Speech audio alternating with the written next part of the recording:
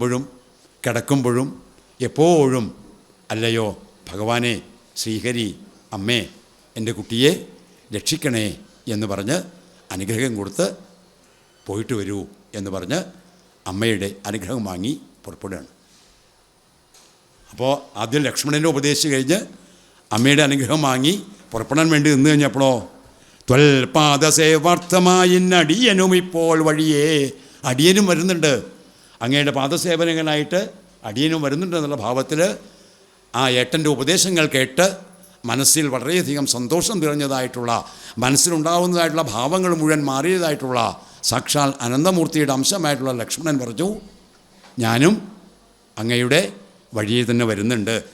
അല്ലെങ്കിലോ പ്രാണങ്ങളെ കളഞ്ഞിടുവാനല്ലായെങ്കിൽ ഏണംഗതുല്യാവദന രഘൂപതേ, പ്രാണനെ കളയും, പ്രാണതുല്യനാണ്, അങ്ങയെ പിരിഞ്ഞിരിക്കുന്നത് സാധിക്കില്ല. നോക്കൂ ആ ഭ്രാതൃബന്ധത്തിൻ്റെ ഒരു ഊഷ്മളത, അങ്ങയെ പിരിഞ്ഞിരിക്കാൻ വേണ്ടി പറ്റില്ല.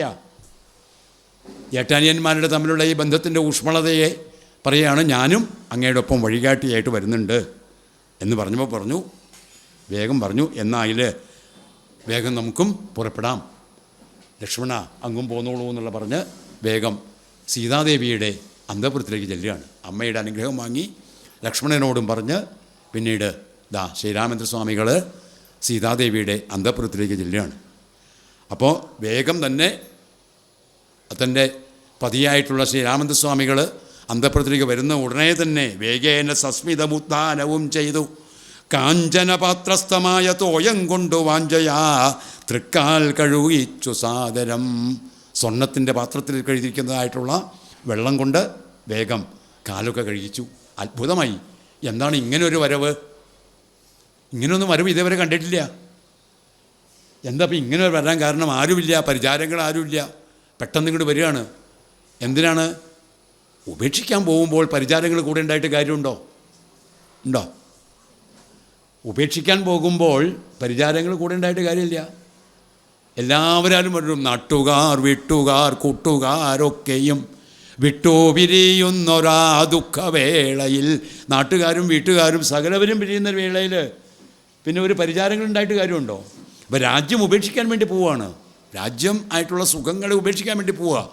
ആ സമയത്ത് സുഖങ്ങളുടെ തന്നെ പരിചാരം വരാണല്ലോ ഇതൊക്കെ, ആടയാഭരണങ്ങളും കൂടെയുള്ള തോഴന്മാരും സകലതും ഓരോ അധികാര ചിഹ്നങ്ങളുമൊക്കെ സുഖത്തിൻ്റെ ചിഹ്നങ്ങളാണ്. അപ്പോൾ അതുകൊണ്ട് ഒന്നുമില്ലാതെയാണ് ഈ വരുന്നത് കണ്ടു കഴിഞ്ഞപ്പോൾ ഇങ്ങനെ വന്നിട്ടില്ലല്ലോ എന്ന് വിചാരിച്ചുകൊണ്ട് വേഗം തന്നെ ചോദിച്ചു, വസ്ത്രങ്ങൾ, ആഭരണങ്ങൾ, പശുക്കളും അർത്ഥവതിയില്ലാതോളമാതരാൽ സദ്വൃത്തരായി കുലശീല ഗുണങ്ങളാൽ ഉത്തമന്മാരായി കുടുംബികളാകിയ, ആർക്കും തന്നെ ഒരു തരത്തിലും ഒരു ഭാവത്തിലുമില്ലാതെ വാരണ വീരനെങ്ങൂ മമാ വല്ലഭ, ആനയുടെ പുറത്തൊക്കെ കയറിയിട്ടല്ലേ വരാറ്. എവിടെയാണ്? വാരണവീരനെ കാണാനില്ലല്ലോ. ഗൗരാതപത്രവും താലവൃന്ദാദിയും സകല പരിചാരകന്മാരെ ഒന്നും കാണുന്നില്ലല്ലോ. എന്താണ് ഇങ്ങനെ ഒരു വരവിന് കാരണം എന്ന് ചോദിച്ചപ്പോഴാണ് രാമേന്ദ്രസ്വാമികൾ പറഞ്ഞു, തന്നിതു ദണ്ഡകാരണ്യരാജ്യം മമ പുണ്യം വരുത്തുവാൻ താതനറിയടോ. അച്ഛൻ എനിക്ക് ദണ്ഡകാരണ്യം പുണ്യം ചെയ്യുന്നതിന് വേണ്ടിയിട്ട് ദണ്ഡകാരണ്യം തന്ന് അനുഗ്രഹിച്ചിരിക്കുകയാണ്. അതുകൊണ്ട് ഇനി 14 സംവത്സരക്കാലം ഞാൻ അയോധ്യയിൽ നിന്ന് ദണ്ഡകാരണ്യത്തിലേക്ക് പോകാൻ വേണ്ടിയിട്ട് തിളങ്ങുകയാണ്. അല്ലയോ സീതാദേവി, അമ്മയായിട്ടുള്ള കൗസല്യയെ പരിചരിച്ചുകൊണ്ട് ഇവിടെ ഈ അന്തപുരത്തിൽ സുഖമായിട്ട് കഴിയണം. 14 വത്സരം കഴിഞ്ഞാൽ ഞാൻ തിരിച്ച് എത്തും എന്നുള്ള കാര്യങ്ങളൊക്കെ പറഞ്ഞു. കാര്യങ്ങൾ പറഞ്ഞപ്പോൾ വേഗം തന്നെ ചോദിക്കുകയാണ്, രാത്രിയിൽ കൂടെ പിരിഞ്ഞാൽ പൊറാതോളമാസ്തയുണ്ടല്ലോ ഭവാനെ പിതാവിനും, ഒരു രാത്രി പോലും പിരിഞ്ഞിരിക്കാൻ വയ്യ. അങ്ങനെയുള്ള അച്ഛൻ എന്താണ് ഇങ്ങനെ ഒരു അവസ്ഥ അങ്ങയ്ക്ക് തരാൻ കാരണം? ഒരു രാത്രി പോലും പിരിഞ്ഞിരിക്കാൻ വയ്യാത്ത അങ്ങയെ 14 സംവത്സരക്കാലം കാട്ടിലേക്ക് പറഞ്ഞയക്കണമെങ്കിൽ എന്തെങ്കിലും ഒരു കാരണം ഉണ്ടായിട്ടുണ്ടാവുമല്ലോ. എന്താണ് അതിന് കാരണം? മനസ്സിനുണ്ടാകുന്ന മാറ്റം, ഇങ്ങനൊരു മാറ്റം വരണമെങ്കിൽ സത്യത്തെ നല്ലോണം കൂടെ പിടിക്കുന്നതായിട്ടുള്ള സത്യാർത്ഥിയായിട്ടുള്ള ദശരഥ മഹാരാജാവിന് ഇങ്ങനൊരു മനംമാറ്റം വരണമെന്നുണ്ടെങ്കിൽ അതിന് തക്കതായ കാരണം ഉണ്ടാവുമല്ലോ. എന്നിരിക്കെ വനരാജ്യം തരുവതിനിന്നു തോന്നിയിടുവാൻ എന്തൊരു കാരണം വനരാജ്യം തരാൻ വേണ്ടിയിട്ട് എന്താണ് കാരണം എന്നുള്ള ഇന്നലെ തന്നെ രാജ്യാഭിഷേകത്തിനുള്ള കാര്യങ്ങളൊക്കെ തുടങ്ങിയതല്ലേ. ഭഗവാനെ അഭിഷേകം ചെയ്യാൻ വേണ്ടിയിട്ടുള്ള എല്ലാ ഒരുക്കങ്ങളും തുടങ്ങിയതായിട്ടുള്ള ദശരഥ മഹാരാജാവിന്, അച്ഛന്, പിതാവിന് ഇപ്പം ഇങ്ങനെ അത് ഉപേക്ഷിച്ചുകൊണ്ട് കാട്ടിലേക്ക് അയക്കണമെന്ന് തോന്നാൻ എന്താണ് കാരണം എന്നിങ്ങനെ അന്വേഷിച്ചപ്പോഴാണ് ആ വൃത്താന്തങ്ങൾ മുഴുവൻ അവൻ പറഞ്ഞു കൊടുക്കുകയാണ്. ഇങ്ങനൊരു കാരണമുണ്ടായി. അപ്പോൾ ഈ വരം ചോദിച്ച ആ പണ്ട് ആ അസുരന്മാരും ദേവന്മാരും തമ്മിലുള്ള യുദ്ധകാലത്ത് തന്നെ സഹായിച്ചതായിട്ടുള്ള കൈകേയിക്ക് ദശരഥ മഹാരാജാവ് 2 വരം കൊടുത്തു. ഇഷ്ടമുള്ളപ്പോൾ ചോദിച്ചോളാൻ വേണ്ടി പറഞ്ഞു. അത് ഇപ്പോൾ മന്ത്രയുടെ ഒരു ഏഷണിയുടെ ഭാഗമായിട്ട് മന്ത്രയുടെ നാവിൽ കൂടി അത് വന്ന് മനസ്സ് കലുഷിതമായി സ്വാർത്ഥത വന്നു. മനസ്സിലായില്ലേ? സ്വാർത്ഥതയാണല്ലോ അവിടെ കാണുന്നത്. തൻ്റെ പുത്രൻ അല്ലേ? എപ്പോഴാണ് ഈ സംശയം തോന്നിയത് കൈകേയിക്ക്? മന്ത്ര പറയാണ്, നോക്കൂ, ഇനിയിപ്പോൾ ഞാൻ പറഞ്ഞിട്ട് വിശ്വാസമില്ലെങ്കിൽ ഇവരെയൊക്കെ പറഞ്ഞയച്ചില്ലേ അഭിഷേകം ചെയ്യുന്നതിന് മുമ്പ്? അവരെയൊക്കെ അമ്മയുടെ ഗൃഹങ്ങളിലേക്ക് പറഞ്ഞയച്ചില്ലേ? ഭരതനെയും അവരെയൊക്കെ പറഞ്ഞയച്ചില്ലേ അഭിഷേകം ചെയ്യുന്നതിന് മുമ്പ്? അപ്പോൾ അവരെയൊക്കെ ഉപേക്ഷിച്ചിട്ട് രാമനെ ഏറ്റവും ശ്രേഷ്ഠനാക്കുക എന്നുള്ളതാണ് അച്ഛൻ്റെ മനസ്സിലിരിക്കുന്നത്, ദശരഥ മഹാരാജാവിൻ്റെ മനസ്സിലിരിക്കുന്നത്. ഇപ്പം ഈ അവസരം കളയരുത് എന്ന് സരസ്വതി ദേവി മന്ത്രയുടെ നാവിൽ കൂടി പറയിപ്പിക്കുകയാണ്. അപ്പോൾ അങ്ങനെ പറയിപ്പിച്ച് കഴിഞ്ഞപ്പോൾ ഇനി വേറെ മാർഗങ്ങളില്ല, സത്യം പാലിക്കണമെന്നുള്ളത് കൊണ്ട് അത് വേഗം തന്നെ പറഞ്ഞു. തന്വീ കുലമൗലിമാലികേ കേൾക്ക നീ മന്നവൻ കേകയ പുത്രിയാമമ്മയ്ക്കു മുന്നമേ 2 വരം കൊടുത്തിടിനാൻ. 2 വരം കൊടുത്തിട്ടുണ്ട് കൈകേയിക്ക്, അച്ഛൻ കൊടുത്തിട്ടുണ്ട്. വിണ്ണവർ നാട്ടിൽ സുരാസുര യുദ്ധത്തിന് അന്യൂന വിക്രമം കൈക്കൊണ്ടുപോയ നാൾ. അവിടെ വച്ചിട്ടുണ്ടായിട്ടൊരു സന്ദർഭം അല്ലേ? അവിടെ കൈവരലിട്ടതും കൈവരലിട്ടിട്ട് ഇങ്ങനെ ആ യുദ്ധത്തിന് തേരിനെ ഇങ്ങനെ ശ്രദ്ധിച്ചതുമായിട്ടുള്ള കൈകേയി ആ സമയത്ത് വെച്ചുകൊണ്ടുള്ള സന്തോഷം കൊണ്ട് അപ്പം നൽകിയതാണ്. എപ്പം വേണമെങ്കിലും തരാമെന്ന് പറഞ്ഞിട്ട് 2 വരം നൽകുമെന്ന് പറഞ്ഞിരിക്കുന്ന സന്ദർഭമൊക്കെ ഒന്ന് ഓർത്ത് പറയുകയാണ് അവിടെ. ഒന്നോ ഭരതനെ വാഴിക്ക എന്നതും എന്നെ വനത്തിനയക്കെന്നു മറ്റേതും. 2 വരം ചോദിച്ചു. ഒന്ന് ഭരതനെ വാഴിക്കണം, എന്നെ വനത്തിനയക്കണം. ഇതങ്ങോട്ട് കേട്ട് കഴിഞ്ഞപ്പോൾ അതീവമായിട്ടുള്ള സങ്കടത്തോടുകൂടി, സത്യവിരോധം വരാൻ പാടില്ല, അച്ഛൻ്റെ സത്യത്തിന് യാതൊരു വിഘ്നവും വരാൻ പാടില്ല. അച്ഛൻ സത്യത്തിനെ പാലിക്കാൻ വേണ്ടിയിട്ട് അതിശ്രേഷ്ഠമായിട്ട് ആ സഗരവംശത്തിലെ, സഗരന്മാർ എന്ന് പറഞ്ഞാൽ തന്നെ ഏറ്റവും സൂര്യവംശത്തിലെ ഏറ്റവും ശ്രേഷ്ഠരായിട്ടുള്ള രാജവംശമാണ് സഗരവംശം. ആ സഗരവംശത്തിലുള്ള ഭഗീരഥൻ്റെ കഥയൊക്കെ നമുക്കറിയാം. ആ വംശത്തിൽപ്പെട്ടതാണ് ഭഗീരഥൻ, ഹരിശ്ചന്ദ്രൻ്റെ കഥ. അങ്ങനെ ശ്രേഷ്ഠനായിട്ടുള്ള ഹരിശ്ചന്ദ്രൻ, ഭഗീരഥൻ മുതലായിട്ടുള്ള അതിശ്രേഷ്ഠനായിട്ടുള്ള രാജകുലത്തിൽ പിറന്ന ആ രഘുപതിയായിട്ടുള്ള രഘുവിൻ്റെ വംശത്തിൽ പിറന്നതായിട്ടുള്ള ദശരഥന് ഒരു തരത്തിലും സത്യത്തിന് വിഘ്നം വരുത്തുക എന്നുള്ളത് മനസ്സിൽ പോലും ആലോചിക്കാൻ കഴിയില്ല. അങ്ങനെ സത്യവിരോധം വരുതരുത് എന്ന് വിചാരിച്ചുകൊണ്ട് അച്ഛൻ ചെയ്ത സത്യം അത് പാലിക്കപ്പെടണം എന്ന് ഉറപ്പിച്ചുകൊണ്ടാണ് ഞാനും പുറപ്പെടാൻ വേണ്ടിയിട്ട് പോവുകയാണ്.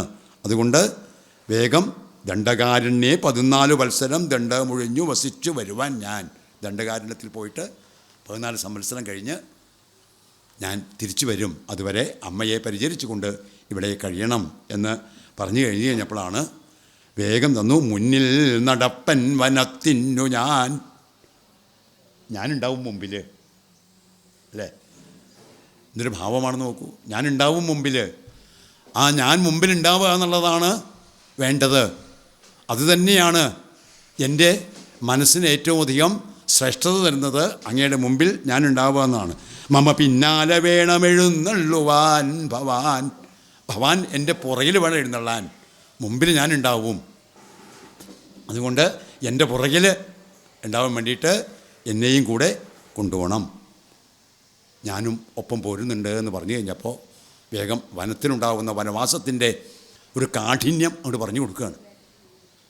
ഇങ്ങനെ ജനകമഹാരാജാവിൻ്റെ കൊട്ടാരത്തിൽ ഏറ്റവും സുഖത്തെ മാത്രം അനുഭവിച്ചുകൊണ്ട് കഴിഞ്ഞതായിട്ടുള്ള ഭഗവതി ഇവിടെ കൊട്ടാര സുഖങ്ങളിൽ വരുന്നിട്ട് ഇനി രാജകുമാരിയായിട്ട് രാജപത്നിയായിട്ട് അവരോധിക്കേണ്ടതായിട്ടുള്ള ഭഗവതി ഇനി എൻ്റെ ഒപ്പം ഇപ്പോൾ കാട്ടിലേക്ക് വന്നു കഴിഞ്ഞാൽ ഉണ്ടാകുന്ന കഷ്ടപ്പാടുകളും ദുഃഖങ്ങളും ഒക്കെ അങ്ങോട്ട് പറഞ്ഞു കേൾപ്പിച്ചു. എന്തൊക്കെ ദുഷ്ടപാടുകൾ പറയണേ?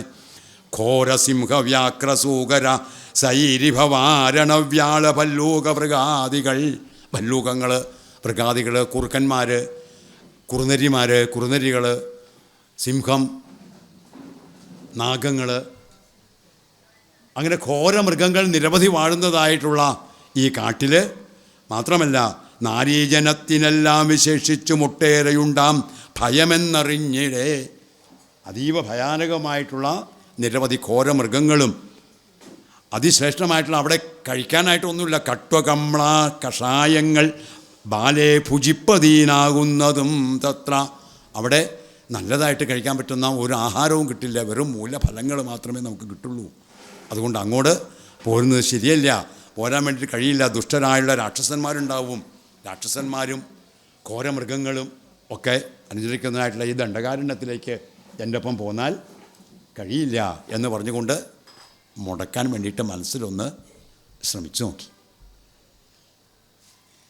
അപ്പോൾ അങ്ങനെ മനസ്സിൽ ശ്രമിച്ചു നോക്കാൻ വേണ്ടിയിട്ട് എന്താണ് ഭാവം എന്നുള്ള രീതിയിൽ ഈ സീതാരാമ സംവാദത്തിൽ ആ സീതയോട് ഇങ്ങനെ വനത്തിലെ ഓരോരോ കാര്യങ്ങളിങ്ങനെ പറഞ്ഞു കഴിയുമ്പോൾ മനസ്സിൽ മുമ്പിൽ നടക്കാം ഞാൻ എന്ന് പറഞ്ഞ ആൾക്ക് എന്തെങ്കിലും മാറ്റം ഉണ്ടാകുമോ എന്ന് വിചാരിച്ചാണ്. നാഥ പതിവ്രതയാം ധർമ്മപത്നി, ഞാൻ ആധാരവുമില്ല മറ്റെനിക്കാരുമേ. ധർമ്മപത്നിയായിട്ടുള്ള പതിവ്രതയായിട്ടുള്ള എനിക്കിനി മറ്റാരും ആധാരമില്ല, ഏത് ദോഷവുമില്ല, ഏത് ദോഷമില്ല. ദയാനിതേ പാദശുശ്രൂഷാവ്രതം മുടക്കായികമേ. പാദശുശ്രൂഷയായിട്ടുള്ള വ്രതം മുടക്കാതിരിക്കാൻ വേണ്ടിയിട്ട് എന്നെയും കൂടെ കൊണ്ടുപോകണം എന്നും അങ്ങയുടെ പാദശുശ്രൂഷ ചെയ്തുകൊണ്ട് ആ ഒരു ധർമ്മത്തിന് ആ ഒരു ധർമ്മമാണല്ലോ ഏതൊരു ധർമ്മപത്നിയുടെയും കാരണമായിട്ടുള്ളതും കാര്യമായിട്ടുള്ളതും പാദശുശ്രൂഷ ചെയ്യുകയാണല്ലോ. അതുകൊണ്ട് അങ്ങയുടെ കാരണം ഭഗവാന്റെ പാദങ്ങളെ ശുശ്രൂഷിക്കുക, ഭഗവത് പാദങ്ങളെ ശുശ്രൂഷിക്കുക. പതി എന്നാണ്. പതി എന്ന് പറഞ്ഞാൽ രക്ഷകൻ, ഭർത്താവ് എന്നുള്ള അർത്ഥമാണ്. പതി എന്ന് പറഞ്ഞാൽ രക്ഷകനാണ്. അപ്പോൾ എല്ലാത്തിൻ്റെയും രക്ഷകൻ ആരാണ്? എല്ലാത്തിൻ്റെയും രക്ഷകൻ ഭഗവാനാണ് അല്ലേ? ശ്രിയപ്പതി, യജ്ഞപതി, ധനാപതി, ലോകപതി, സത്വതാംപതി, സാത്വികമായിട്ടുള്ള എല്ലാത്തിൻ്റെയും പതിയാണ്. സകലത്തിൻ്റെയും രക്ഷകനായിട്ടുള്ള ഭഗവാൻ. ആ ഭഗവാന്റെ ഒരു അംശമായിട്ട് തന്നെയാണ് ആരെ കാണുന്നത്? പതിയെ കാണുന്നത്, ഭർത്താവിനെ കാണുന്നത്, ശ്രീരാമചന്ദ്ര സ്വാമികളെ കാണുന്നത്. അതുകൊണ്ട് ആ പാദശുശ്രൂഷ ചെയ്തുകൊണ്ട് കഴിയുക എന്നുള്ളതാണല്ലോ പതിവ്രതയായിട്ടുള്ള ഒരു പത്നിയുടെ ധർമ്മം. അതുകൊണ്ട് അതുമാത്രമല്ല, പണ്ട് ഒരു ജ്യോതിശാസ്ത്രൻ, ഒരു ജ്യോത്സ്യൻ എന്നോടൊന്ന് പറയേണ്ടായിട്ടുണ്ട്, അച്ഛൻ്റെ കൊട്ടാരത്തിലൊന്ന് പറയേണ്ടായിട്ടുണ്ട്. എന്താ പറഞ്ഞാൽ, ഭർത്താവിനോടും വനത്തിൽ വസിപ്പതീനത്തും ഭവതിക്കു സംശയമില്ലേതും. ഭർത്താവിനോടൊത്ത് വനത്തിൽ പോകേണ്ടി വരുന്ന ഒരു യോഗം എൻ്റെ ജാതകത്തിലുണ്ട് എന്ന് പണ്ടൊരു ജ്യോത്സ്യൻ അച്ഛനോട് പറയുന്നതായിട്ടും കേട്ടിട്ടുണ്ട്. ഓ, ഇനി അതിന് അങ്ങനെ വിചാരിക്കേണ്ട എന്നർത്ഥം. അതാണ്, എനിക്കിങ്ങനൊരു യോഗമുണ്ട്. പണ്ട് അച്ഛൻ ജ്യോത്സ്യനായിട്ടുള്ള ഒരാൾ അച്ഛനോട് പറയുന്നത് ഞാൻ കേട്ടിട്ടുണ്ട്.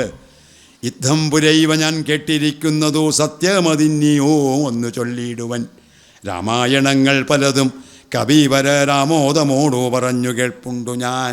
രാമൻ്റെ കഥകളും നിരവധി കഥകളുമൊക്കെ ആ ജ്യോത്സ്യനെന്ന് പറഞ്ഞതിന് ശേഷം പറഞ്ഞിട്ടുണ്ട്. രാമൻ്റെ ഒപ്പം എങ്ങോട്ട് പോകേണ്ടി വരും? കാട്ടിൽ വസിക്കാനുള്ളൊരു യോഗം കാണുന്നുണ്ട്. മനുഷ്യരുടെ ആചരിക്കേണ്ടതായിട്ടുള്ള യോഗങ്ങൾ, ഓരോരോ യോഗങ്ങളുണ്ട്.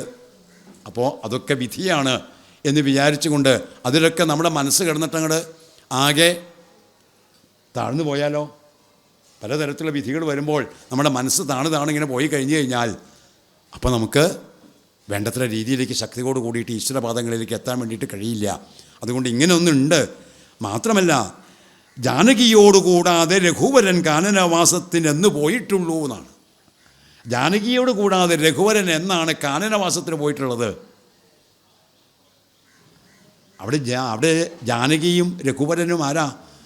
പ്രകൃതിയും പുരുഷനുമായിട്ട് കാണുകയാണ്. പ്രകൃതിയിൽ നിന്ന് വ്യത്യസ്തമായിട്ട് പുരുഷനും, പുരുഷനിൽ നിന്ന് വ്യത്യസ്തമായിട്ടൊരു പ്രകൃതിയുമുണ്ടോ? പ്രകൃതി പുരുഷൻ, പ്രകൃതി പുരുഷനില്ലെങ്കിൽ പ്രകൃതി ജഡമല്ലേ? ഈ ഒരു തത്വമാണ് അവിടെ പറയണേ. എന്നിൽ നിന്ന് വേറിട്ട് ഒരു അസ്തിത്വം അങ്ങയ്ക്കുണ്ടോ? അങ്ങയില്ലാതൊരു അസ്തിത്വം എനിക്കുണ്ടോ? രാമനും സീതയും തമ്മിലുള്ള ബന്ധം വെറുമൊരു ഭാര്യാഭർത്തൃ ബന്ധമല്ല, അത് പ്രകൃതിയും പുരുഷനുമാണ്. പ്രകൃതി സീതയും, പുരുഷൻ രാമേന്ദ്രസ്വാമികളുമാണ്, മഹാവിഷ്ണുവായിട്ടുള്ള ഭഗവാനുമാണ്. അപ്പോൾ പ്രകൃതിയും പുരുഷനും അത് ഉണ്ടോ? പുരുഷൻ പ്രകൃതിയെ വേറിട്ട്, പുരുഷൻ പ്രകൃതിയെ വേറിട്ടിട്ട് എന്താണുള്ളത്? പ്രകൃതിയെ സ്ത്രീഭാവത്തിലാണ് കാണുക. അപ്പോൾ ഭാര്യാഭർത്താവെന്ന് പറഞ്ഞാൽ പ്രകൃതി പുരുഷന്മാരുടെ ഒരു സംയോഗമായിട്ടാണ് കാണുന്നത്. പ്രകൃതി പുരുഷന്മാരുടെ സംയോഗത്തിൽ പ്രകൃതിയിൽ നിന്ന് വേറിട്ടിട്ട് ഒരു പുരുഷനില്ല, പുരുഷനിൽ നിന്ന് വേറിട്ടിട്ട് പ്രകൃതിയില്ല. അതിശ്രേഷ്ഠമായിട്ട് തത്വമാണത് പ്രകൃതി പുരുഷ തത്വം എന്ന് പറയുന്നത്. അതുകൊണ്ട് തന്നെ പാണിഗ്രഹണ മന്ത്രാർത്ഥവും ഓർക്കണം. പാണിഗ്രഹണ സമയത്ത് ഒരു മന്ത്രം ചൊല്ലി എൻ്റെ കൈ പിടിച്ചില്ലേ അങ്ങ്, ആ സമയത്ത് ചെല്ലുന്ന ആ മന്ത്രത്തിൽ പ്രാണാവസാന കാലത്തും പിരിയുമോ, പ്രാണനെ അവസാനിക്കുന്ന കാലത്തും പിരിയാൻ പറ്റുമോ, അങ്ങനെ പിരിയില്ല എന്ന് പറഞ്ഞുള്ള ഒരു മന്ത്രം ചൊല്ലിക്കൊണ്ടുള്ള ഒരു പ്രകൃതി പുരുഷ സംയോഗമല്ലേ എൻ്റെ കൈ പിടിച്ചുകൊണ്ടുണ്ടായിട്ടുള്ളത്. അതുകൊണ്ട് അങ്ങ് എവിടെയാണോ അവിടെയായിരിക്കും ഞാനും.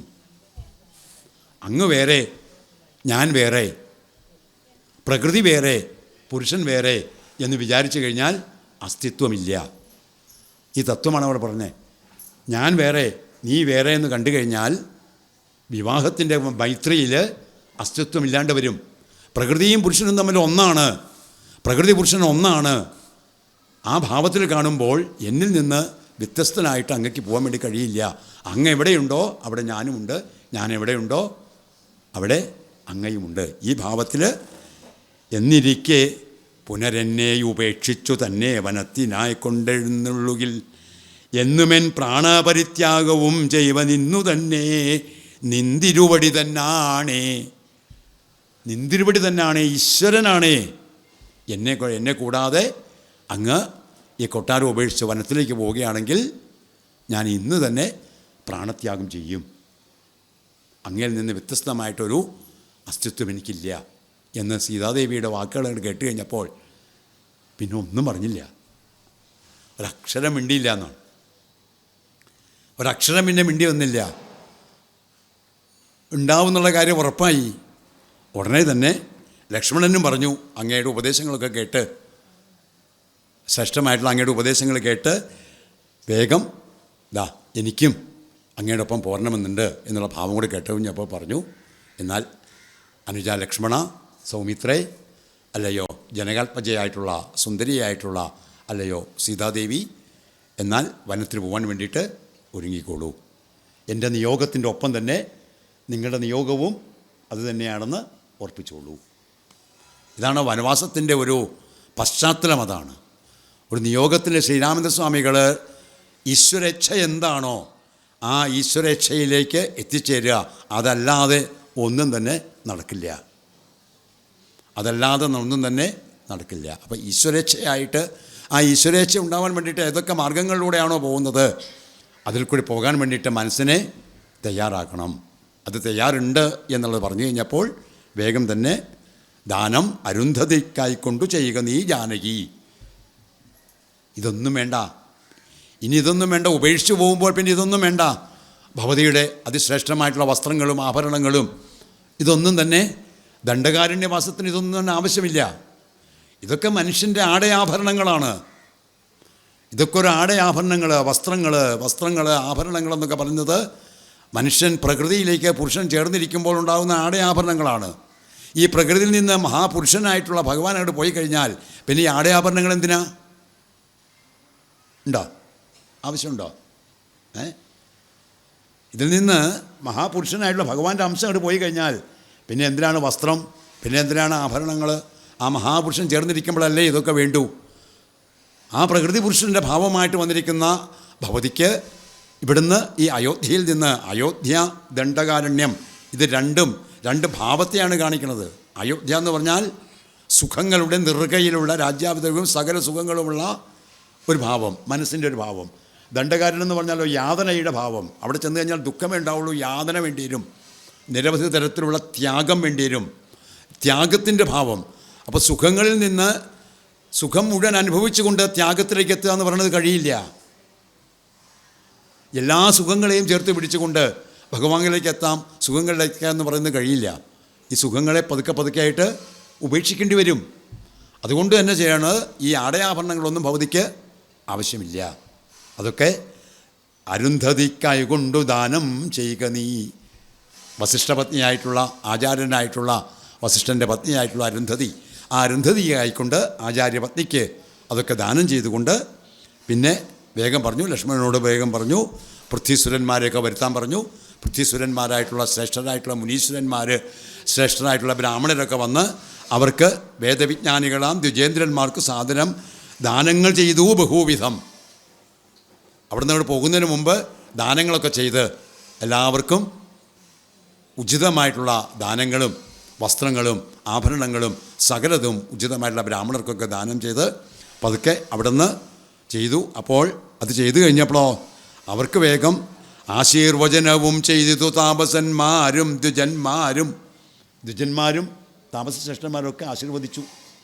എല്ലാവരുടെയും അനുഗ്രഹം പോയിട്ട് വരുമെന്ന് അനുഗ്രഹിച്ചു. അവരുടെയൊക്കെ പാദം തൊട്ട് നമസ്കരിച്ച് അവർക്ക് ദാനാദികൾ ചെയ്ത് സകല തരത്തിലുള്ള കർമ്മങ്ങളും ഉപേക്ഷിക്കാൻ പോകുമ്പോൾ ആ കർമ്മങ്ങളിലൊക്കെ തന്നെ ഏത് തരത്തിലുള്ളതാണ്, ഏത് ഭാവത്തിലേക്കാണ് നമ്മൾ ജീവിതത്തിലെ മാർഗം വരുമ്പോഴൊക്കെ തന്നെ നമുക്ക് ആ അനുഗ്രഹം ഉണ്ടാവേണ്ടതുണ്ട്. ആചാര്യന്മാരുടെ അനുഗ്രഹം, അമ്മയുടെ അനുഗ്രഹം, അച്ഛൻ്റെ അനുഗ്രഹം, ഈ അനുഗ്രഹങ്ങളോട് കൂടിയിട്ട് ഏത് ദിക്കിൽ ചെന്നാലും നമ്മുടെ ആത്മാവ് തിളങ്ങുന്നുള്ളൂ എന്നുള്ളതുകൊണ്ട് എല്ലാവരെയും സന്തോഷിപ്പിച്ചുകൊണ്ട് അവിടുന്ന് വേഗം പോയി.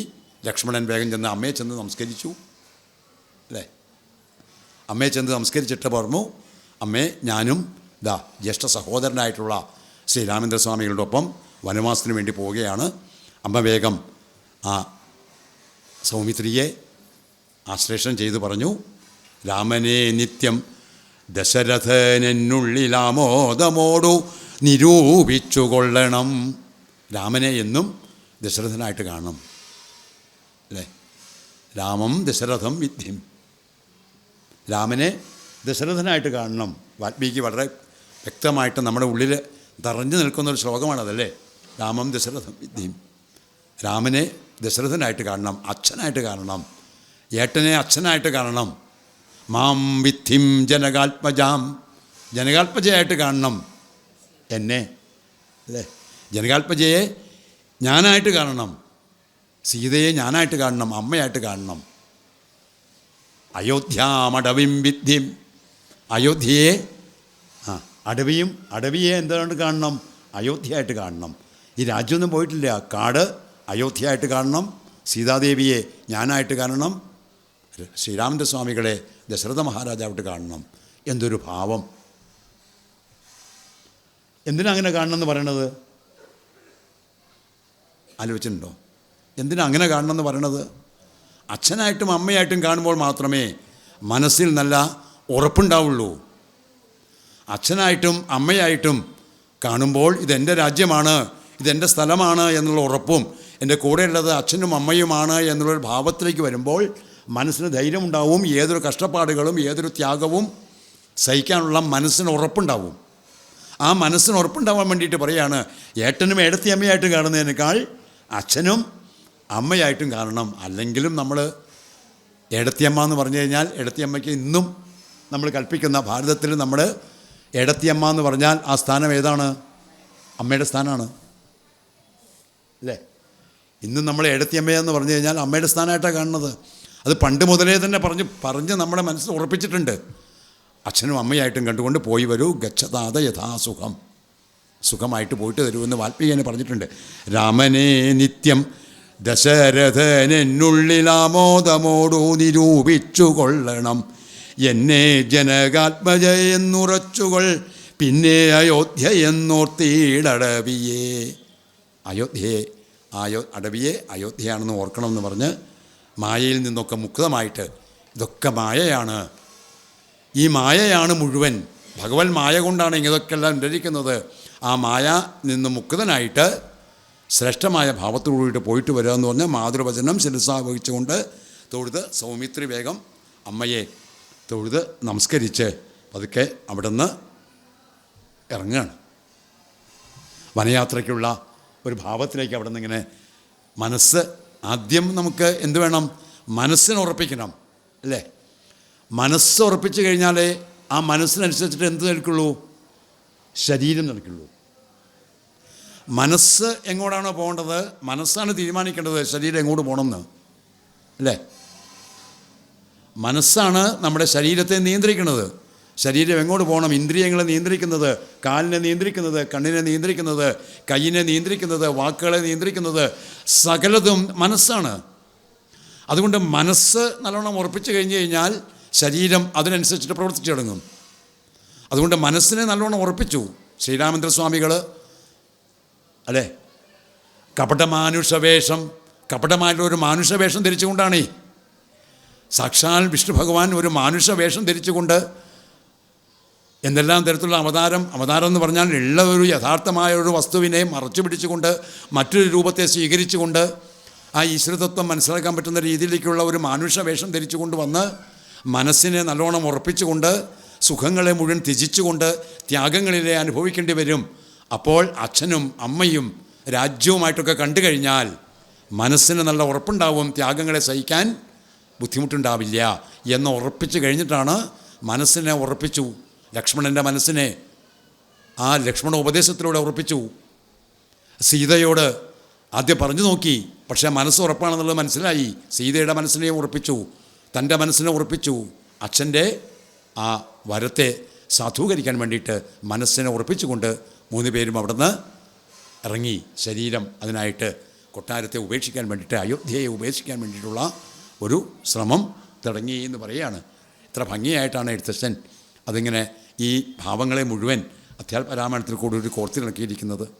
അധ്യാത്മരാമായണത്തിൻ്റെ പ്രത്യേകത ഏതാണ്? വാൽമീകി രാമായണത്തിൽ ശ്രീരാമചന്ദ്രസ്വാമികളെ ഒരു മനുഷ്യനായിട്ടാണ് കണ്ടതെങ്കിൽ ഇവിടെ ഭക്തിപൂർവം അധ്യാത്മരാമായണത്തിൽ എഴുത്തച്ഛൻ ഭക്തിപൂർവം ഈശ്വരനായിട്ട് തന്നെ കാണിക്കുകയാണ്. നമ്മളെ മനുഷ്യനും ഈശ്വരനും രണ്ടുമായിട്ട് നമ്മുടെ ഉള്ളിൽ നിറഞ്ഞു നിൽക്കുന്നതായിട്ടുള്ള ഈശ്വരഭാവത്തെ, പുരുഷഭാവത്തെ, മഹാപുരുഷനായിട്ടുള്ള ഭാവം.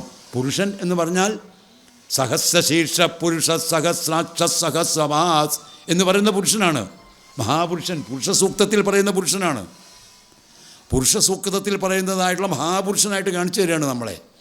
അങ്ങനെയുള്ള ആ സന്ദർഭങ്ങളിങ്ങനെ കാണിച്ചു തരിക. അങ്ങനെ കൊണ്ട് പോയി കഴിഞ്ഞു കഴിഞ്ഞപ്പോൾ സാദം കലർന്നോരു പൗരജനങ്ങളും അയോധ്യാവാസികൾക്കൊക്കെ സങ്കടമായി. ഇവരിങ്ങനെ പോവാന്ന് പറഞ്ഞു കഴിഞ്ഞപ്പോൾ അവർ വേഗം കഷ്ടമാകന്ത കഷ്ടം പശ്യ പശ്യ ആ കഷ്ടമെന്നിങ്ങനെ വന്നതൂ ദൈവമേ. എന്താണ് ഇങ്ങനെ വരാനുള്ള കാരണം എന്ന് ചോദിച്ചുകൊണ്ട് അവർ സോദരനോടും പ്രണയിനി തന്നോടും പാദചാരേണ സഹായവും കൂടാതെ ശർക്കരാകണ്ടക നിമ്നോന്നതായുധ ദുർഘടമായുള്ള ദുർഗമാർഗങ്ങളിൽ ദുർഗമായിട്ടുള്ള ഈ ശർക്കരാകണ്ടകമായിട്ടുള്ള ആരണ്യകത്തിലേക്ക്, കാട്ടിലേക്ക് പോകാൻ എന്തൊരു ഗതിയാണ്, എന്തൊരു വിധിയാണ് ഇവരുടെ എന്ന് പറഞ്ഞിട്ട് അവരും പതുക്കെ പതുക്കെ ഈ ശ്രീരാമചന്ദ്രസ്വാമികളുടെയും ലക്ഷ്മണൻ്റെയും സീതയുടെയും പുറകെ ഇവരും പോയി തുടങ്ങി. അയോധ്യാവാസികൾ പോയി തുടങ്ങി. അവിടെ നോക്കൂ, അയോധ്യാവാസികൾക്ക് രാമനിൽ നിന്നൊരന്യത്വമില്ല. രാമനിൽ നിന്നൊരന്യത്വം അയോധ്യാവാസികൾക്കുമില്ല.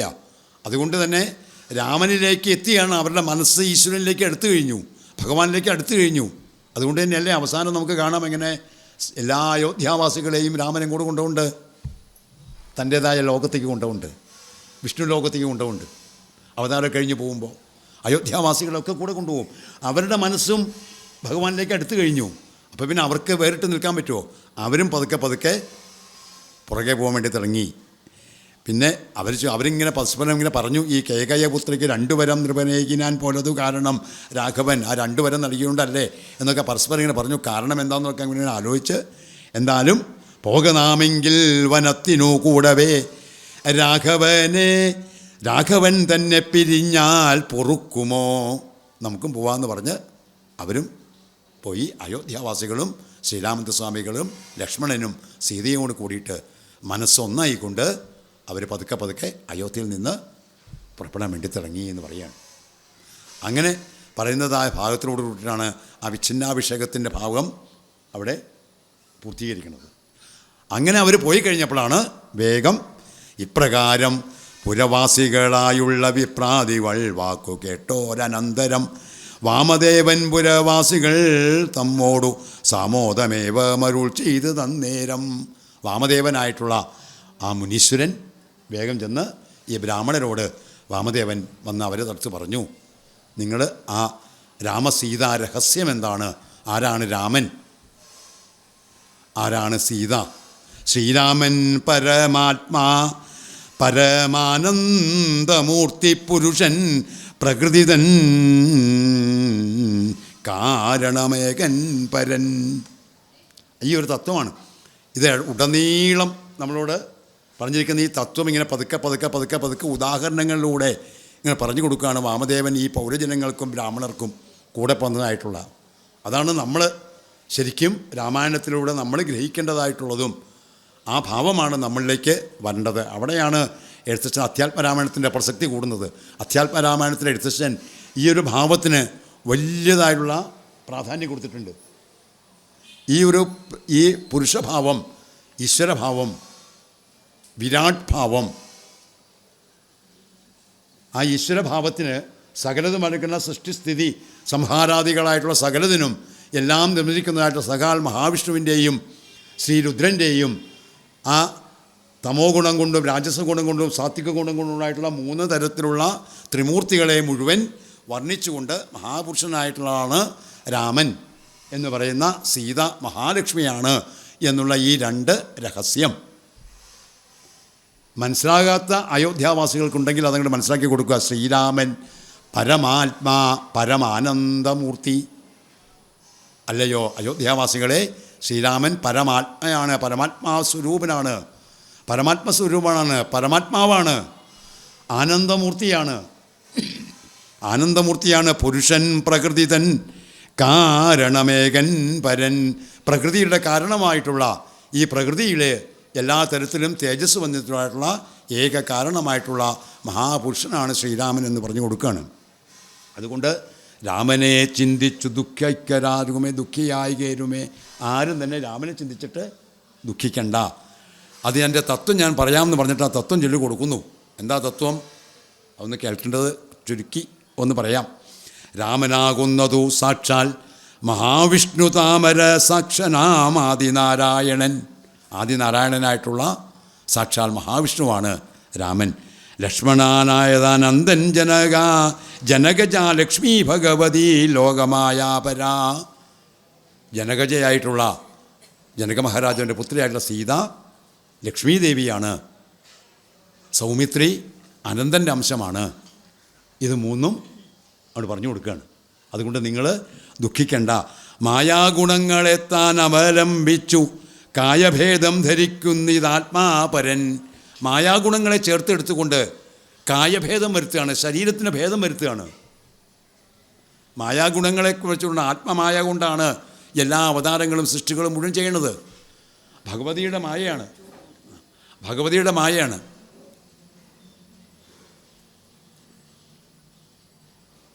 ഈശ്വരമായ കൊണ്ട്, ഭഗവതിയുടെ മായ കൊണ്ട് വിവിധ തരത്തിലുള്ള രൂപങ്ങളെ സ്വീകരിക്കുക. പല രൂപങ്ങൾ സ്വീകരിക്കും. ഒക്കെ മായാഗുണങ്ങൾ കൊണ്ടാണ്. ഈ മായ തന്നെ ഏതുകൊണ്ടാണ്? രാജസ താമസ സാത്വിക ഗുണങ്ങൾ കൊണ്ടാണ്. തത്വമാണ് അവിടെ പറഞ്ഞു കൊടുക്കണം. രാമൻ്റെ തത്വം അറിയാതെ രാമനെ നമുക്ക് മനസ്സിലുറപ്പിക്കാൻ പറ്റുമോ? രാമൻ്റെ പൂർണ്ണത വരണത് ആ തത്വം നമ്മുടെ ഉള്ളിൽ ഉറയ്ക്കുമ്പോഴാണ്. ശ്രീരാമൻ്റെ പൂർണ്ണത വരുന്നത് ആ തത്വം നമ്മുടെ ഉള്ളിൽ ഉറയ്ക്കുമ്പോഴാണ്. സൗമിത്രിയുടെ പൂർണ്ണത വരുന്നത് ആ തത്വം നമ്മുടെ ഉള്ളിൽ ഉറയ്ക്കുമ്പോഴാണ്. സീതയുടെ പൂർണ്ണത വരുന്നത് സീതാതത്വം എന്താണ് എന്നുള്ളിൽ ഉറയ്ക്കുമ്പോഴാണ്. അത് ഉറപ്പിക്കാൻ വേണ്ടിയിട്ടാണ് പറയുന്നത്, അയോധ്യാവാസികളോട് പറഞ്ഞത് മഹാവിഷ്ണുവാണ്, അനന്തനാണ്, മഹാലക്ഷ്മിയാണ്. രാജസ താമസ ഗുണങ്ങൾ കൊണ്ട്, രാജസ ഗുണം സ്വീകരിച്ചുകൊണ്ട് പത്മാസനനായിട്ട് താമരയുടെ മുകുടത്തിൽ വന്ന് ബ്രഹ്മാവുമായിട്ട് സൃഷ്ടികർമ്മങ്ങൾ നിർവഹിക്കുന്നതും, താമസമൂർത്തിയായിട്ട് ശ്രീരുദ്രനായിട്ട് വന്നുകൊണ്ട് ശ്രീപരമേശ്വരനായിട്ട് സംഹാരങ്ങൾ നിർവഹിക്കുന്നതും, പിന്നീട് സാത്വികമൂർത്തിയായിട്ടുള്ള മഹാവിഷ്ണുവായിട്ട് വന്നിട്ട് എല്ലാത്തിനെയും സംരക്ഷിക്കുന്നതും, സൃഷ്ടിയും സംരക്ഷണവും സംഹാരവും മുഴുവൻ തന്നെ മായാഗുണമാണ്. രാജസമായ ഗുണത്തോടുകൂടവേ രാജീവസംഭവനായി പ്രപഞ്ചദ്വയം വ്യക്തമായി സൃഷ്ടിച്ചു സത്വപ്രധാനനായി ഭക്തപരായണൻ വിഷ്ണുരൂപം പൂണ്ടു. വിഷ്ണുരൂപം കൊണ്ട് സാത്വികമായിട്ടുള്ള ഭാവം. നിത്യവും രക്ഷിച്ചുകൊള്ളുന്നത് ഈശ്വരനാദ്യനജൻ പരമാത്മാവു സാദരം രുദ്രവേഷത്താൽ തമോ ഗുണയുക്തനായ അദ്രിജാവല്ലഭൻ സംഹരിക്കുന്നതും, അദ്രിജാവല്ലഭനായിട്ടുള്ള ശ്രീപരമേശ്വരൻ സംഹരിക്കുന്നതൊക്കെ ഈ ത്രിഗുണങ്ങൾ കൊണ്ടാണ്. രാജസഗുണം സൃഷ്ടിയാണ്, താമസ ഗുണം സംഹാരമാണ്, സാത്വിക ഗുണം സംരക്ഷണമാണ്. നമ്മുടെ മനസ്സിൻ്റെ 3 ഗുണങ്ങളാണ് അല്ലേ? സൃഷ്ടി, സ്ഥിതി, സംഹാരം. ഇത് 3ഉം എവിടെയുണ്ട്? നമ്മുടെ മനസ്സിൽ നടന്നുകൊണ്ടിരിക്കുന്നുണ്ട്. നമ്മുടെ മനസ്സിൽ സൃഷ്ടിയുണ്ട്, സ്ഥിതിയുണ്ട്, സംഹാരമുണ്ട്. ത്രിഗുണങ്ങളാലാണ് നമ്മുടെ മനസ്സ് നിർമ്മിച്ചിരിക്കുന്നത്. അപ്പോൾ സൃഷ്ടിസ്ഥിതി സംഹാരങ്ങൾ പ്രപഞ്ചത്തിൽ നടക്കുന്നത് പോലെ തന്നെ, പ്രപഞ്ചമാകുന്ന ശരീരത്തിൽ സൃഷ്ടിസ്ഥിതി സംഹാരങ്ങൾ നടക്കുന്നത് പോലെ തന്നെ നമ്മളാകുന്ന ശരീരത്തിൽ സൃഷ്ടിസ്ഥിതി സംഹാരങ്ങൾ നടക്കുന്നുണ്ട്. ആ സൃഷ്ടിസ്ഥിതി സംഹാരങ്ങൾ നടക്കുന്നത് കൊണ്ടാണ് ത്രിമൂർത്തികളായുള്ള ഭാവം നമ്മൾ ഉറച്ചു നിൽക്കുന്നത്. ബ്രഹ്മാവ്, വിഷ്ണു, പരമേശ്വരൻ, ഈ 3 ഭാവം നമ്മുടെ മനസ്സിൽ ഉറച്ചു നിൽക്കുന്നത്. ബ്രഹ്മാവ് സൃഷ്ടിക്കുന്നു, വിഷ്ണു സംരക്ഷിക്കുന്നു, പരമേശ്വരൻ സംഹരിക്കുന്നു. ഈ 3 ഭാവങ്ങളാണ് മനുഷ്യവേഷം കൊണ്ട് വേറൊരു രൂപം ധരിച്ചുകൊണ്ട് ഇവിടെ വന്നിരിക്കുന്നത്. രാമനും ലക്ഷ്മണനും സീതയുമായിട്ട് എന്നുള്ള ഈ ഭാവം അങ്ങോട്ട് പറഞ്ഞു കൊടുക്കുക ഇവർക്ക്. അതുകൊണ്ട് നിങ്ങൾ പോണോണ്ട് ദുഃഖിക്കുകയൊന്നും വേണ്ട. നിങ്ങളുടെ ഉള്ളിലുണ്ട് ഇവർ. പിന്നെ എങ്ങോട്ട് അവർക്ക് പോകാൻ പറ്റുക? നിങ്ങളുടെ ഉള്ളിൽ അവരുണ്ട്. നിങ്ങൾ ഇവരാൽ സൃഷ്ടിക്കപ്പെട്ടതാണ്. അതുകൊണ്ട് നിങ്ങളുടെ ഉള്ളിലുണ്ട്. വാമദേവൻ്റെ വാക്കുകൾ വളരെ ശ്രദ്ധേയമാണ്. നിങ്ങളുടെ ഉള്ളിലുണ്ട്. നിങ്ങളുടെ ഉള്ളിലുള്ളതായിട്ടുള്ള ഈ ഭാവത്തിന് വേറെ എങ്ങോട്ടെങ്കിലും പോകാൻ പറ്റുമോ? അവനവൻ്റെ ഉള്ളിലുള്ള ഒരു ഭാവത്തിന് വേറെ എങ്ങോട്ടെങ്കിലും പോകാൻ പറ്റുമോ? അപ്പോൾ എങ്ങോട്ടും പോകുന്നതുകൊണ്ട് ദുഃഖിക്കേണ്ട ആവശ്യമില്ല. നിങ്ങളുടെ ഉള്ളിൽ തന്നെ ഇവരുണ്ട് എന്ന് പറഞ്ഞിട്ടുള്ള കാര്യങ്ങൾ ഇപ്പോൾ നമ്മൾ ഈ ഭാഗവതത്തിൽ ദശമസ്കന്ധത്തിൽ ഗോപികമാരുടെ ഭക്തിയെ പറ്റി പറയുമ്പോൾ ശിശുക ബ്രഹ്മർഷി അവിടെ ഗോപികമാർ ചോദിക്കുന്നുണ്ട്, എന്താണ് ഇങ്ങനെ, ഏത് ഭാവത്തിലാണ് അങ്ങ് ഞങ്ങളിൽ നിന്ന് പിരിഞ്ഞു പോണത്? രാസലീല പറ്റി പഠിക്കുന്ന 5 അധ്യായങ്ങൾ പറ്റി ചോദിക്കുമ്പോൾ ഏത് ഭാവത്തിലാണ് പിരിഞ്ഞു പോണത്? അപ്പോൾ അവിടെ ഒരു 3 ചോദ്യം ചോദിക്കുന്നുണ്ട്. ശ്രദ്ധേയമായ ചോദ്യമാണ് ഈ 3 ചോദ്യങ്ങൾ ചോദിക്കണതേ. ചിലർ ഇങ്ങോട്ട് സ്നേഹിക്കുന്നവരെ അങ്ങോട്ട് സ്നേഹിക്കുന്നു, ചിലർ ഇങ്ങോട്ട് സ്നേഹിക്കാത്തവരെയും അങ്ങോട്ട് സ്നേഹിക്കുന്നു, ചിലർ ഇങ്ങോട്ട് സ്നേഹിച്ചാലും സ്നേഹിച്ചില്ലെങ്കിലും ആരെയും സ്നേഹിക്കുന്നില്ല. ഇതിലേതിൽ പെട്ടതാണ് അങ്ങ് എന്ന് ഗോപികമാർ ചോദിക്കുന്നുണ്ട് കൃഷ്ണനോടെ. ഇങ്ങനെ പിരിഞ്ഞു പോയപ്പോഴേ ഗോപികമാരിൽ നിന്ന് ഇവരെ ആ ഗോചരം കണ്ണിൽ നിന്ന് അങ്ങോട്ട് കാണാതെയായി. കണ്ണുകൊണ്ടുള്ള ഭഗവാന്റെ രൂപം അങ്ങോട്ട് കാണാണ്ടായി കഴിഞ്ഞപ്പോൾ ഗോപികമാർ പരിഭ്രമിച്ചിട്ട് പിന്നെ ഭഗവാൻ ദർശനം നൽകിയപ്പോൾ കൃഷ്ണനോട് ചോദിച്ച ചോദ്യമാണ്. അതേ ഭാവം തന്നെയാണ് ഇവിടെ വാമദേവൻ, ഇതേ ഭാവം തന്നെയാണ് ഇവിടെ അയോധ്യാവാസികൾക്ക് പറഞ്ഞു കൊടുക്കുന്നത്, ഋഷി പറഞ്ഞു കൊടുക്കുന്നത്. അന്ന് ആ രൂപ ധരിച്ചത് ശ്രീകൃഷ്ണൻ്റെ രൂപ ധരിച്ചത്. ഇന്നിപ്പോൾ ഇവിടെ മഹാവിഷ്ണു ഏത് രൂപം ധരിച്ചു? ശ്രീരാമചന്ദ്ര സ്വാമികളുടെ രൂപം ധരിച്ചു. അന്ന് അവിടെ ലക്ഷ്മി ഭഗവതിയായിട്ട് നേരിട്ട് വന്നു. ഇന്നിവിടെ ലക്ഷ്മി ഭഗവതി സീത എന്നുള്ള ഭാവത്തിൽ ഇവിടെ വന്നു. അന്നവിടെ ബലരാമസ്വാമികളായിട്ട് അവിടെ വന്നു, ഏട്ടനായിട്ട് വന്നു. ഇന്നിവിടെ അനിയനായിട്ട് സൗമിത്രയായിട്ട് വന്നു. ഇത്രേ ഉള്ളൂ വ്യത്യാസം. ഒക്കെ ഒന്ന് തന്നെയാണ്, ഒരേ ഭാവം തന്നെയാണ്. അപ്പോൾ അവിടെ ശ്രീകൃഷ്ണ ഭഗവാൻ ഗോപികമാരോട് പറയുന്നുണ്ട്, ഞാനിതിൽ 3ലും പെടില്ല, ഇതിൽ 3ലും പെടില്ല. കാരണം നിങ്ങളുടെ ഉള്ളിൽ തന്നെ ഞാനുണ്ട്. നിങ്ങൾ പറയുന്നതും നിങ്ങൾ ചിന്തിക്കുന്നതും നിങ്ങളുടെ നടപ്പും എല്ലാം തന്നെ ഞാൻ അറിയുന്നുണ്ട്. അപ്പോൾ പിന്നെ നിങ്ങളിൽ നിന്ന് അകന്നു കഴിയാൻ എനിക്ക് കഴിയുമോ എന്ന് ചോദിക്കുന്നുണ്ട്. നിങ്ങളിൽ നിന്ന് എന്നിട്ട് അവിടെ ചോദിക്കുന്നത് അതേ ഭാവം തന്നെ ചോദിക്കുന്നത് ഈ നഷ്ടപ്പെടുമ്പോൾ ഉണ്ടാകുന്ന കാര്യങ്ങൾക്ക് വേണ്ടി ചോദിക്കുകയാണ്. സകല ധനമുള്ള ഒരാൾക്ക് ധനം മുഴുവൻ നഷ്ടപ്പെട്ട് കഴിഞ്ഞാൽ കുറച്ചു കാലത്തേക്ക് അയാളുടെ ചിന്ത നഷ്ടപ്പെട്ട ധനത്തെക്കുറിച്ചാവും. ഇഷ്ടം പോലെ സ്വത്ത് നമ്മളിങ്ങനെ കൊണ്ടുവന്ന് വച്ചിട്ടുണ്ട്. അത് ഒരു കള്ളൻ വന്ന് രാത്രി മുഴുവൻ കൊണ്ടുപോയി കഴിഞ്ഞാൽ കുറച്ച് കാലത്തേക്ക് നമ്മുടെ ചിന്ത എന്താവും? ആ നഷ്ടപ്പെട്ടല്ലോ ആ ധനത്തെ പറ്റിയിട്ടാവും നമ്മുടെ ചിന്ത. നഷ്ടപ്പെട്ട ധനത്തെപ്പറ്റി നമ്മൾ ചിന്തിച്ചുകൊണ്ടിരിക്കും. അങ്ങനെ ചിന്തിക്കാൻ വേണ്ടിയിട്ട് താൽക്കാലികമായിട്ട് നിങ്ങളിൽ നിന്ന് ഞാനൊന്ന് മാറിയുന്നു. നിങ്ങളിൽ നിന്ന് ഞാൻ മാറിയെന്ന് കഴിഞ്ഞപ്പോൾ നിങ്ങൾ എന്നെപ്പറ്റി മാത്രം വിചാരിക്കാൻ തുടങ്ങി. നഷ്ടപ്പെട്ട ധനം മാത്രം വിചാരിച്ചുകൊണ്ട് തിരിക്കാൻ തുടങ്ങി. അപ്പം നിങ്ങളുടെ ചിന്തയിൽ ഞാൻ കൂടുതൽ ഉറച്ചു എന്ന് പറയുന്നുണ്ട്. അതേ ഭാവത്തിൽ നിങ്ങൾ ഈ രാമനാമം ചൊല്ലിക്കൊണ്ട് ചെയ്തോളൂ എന്ന് പറയുകയാണ്. എല്ലാവരും തന്നെ രാമനെ ചിന്തിച്ചു ദുഃഖിയായി കയാരുമേ രാമേരി ജപിപ്പിനെല്ലാവരും രാമായ രാമചന്ദ്രായ രാമഭദ്രായ വേദസേ രഘുനാഥായ നാഥായ സീതായ പതയേ നമ. രാമായ രാമചന്ദ്രായ രാമഭദ്രായ വേദസേ രഘുനാഥായ നാഥായ സീതായ പതയേ നമ. രാമ രാമ ശ്രീരാമ ശ്രീരാമ രാമ രാമ രാമ രാമേതി മധുരം മധുരാക്ഷരം, അല്ലേ? മധുരമാകുന്ന ഈ അക്ഷരം രാമ രാമ എന്നിങ്ങനെ ചെല്ലുമ്പോൾ, രാമ എന്ന് പറഞ്ഞാൽ തന്നെ സന്തോഷമാണ്, ആനന്ദമാണ്. അപ്പോൾ രാമ രാമ എന്നിങ്ങനെ ചെല്ലുമ്പോൾ മനസ്സിലിങ്ങനെ ആനന്ദം കൂടിക്കൂടി വരും. അതുകൊണ്ട് നിങ്ങൾ ദുഃഖിക്കണ്ട.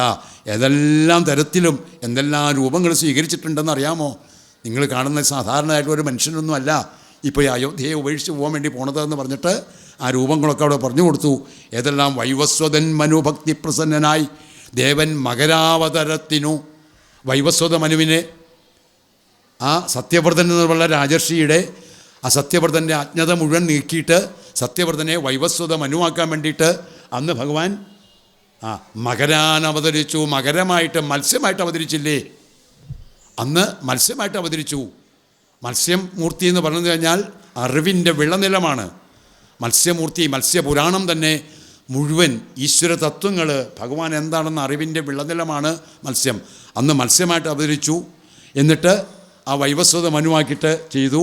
വേദങ്ങളെല്ലാം ഹയഗ്രീവനെ കൊന്ന്, ഹയഗ്രീവൻ്റെ രൂപം സ്വീകരിച്ചുകൊണ്ട് ഹയഗ്രീവനെ കൊന്ന് വേദങ്ങളൊക്കെ കൊണ്ടുപോയിട്ട് മോഷ്ടിച്ചു കൊണ്ടുപോയിട്ടുള്ള ആ അസുരനെ കൊന്ന് അത് മുഴുവൻ ബ്രഹ്മാവിന് സമർപ്പിച്ചില്ലേ?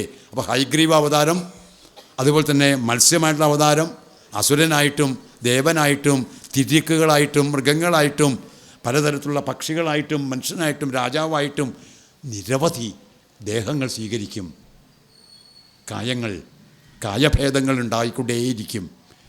ഭഗവാൻ പലതരത്തിലുള്ള ശരീരങ്ങൾ സ്വീകരിക്കും എന്ന് പറഞ്ഞു കൊടുക്കുകയാണ് അവിടെ. മാത്രമല്ല പദോനിധി മഥനേ പണ്ടു മന്ദരം പാതാളലോകം പ്രവേശിച്ചതൂ നേരം.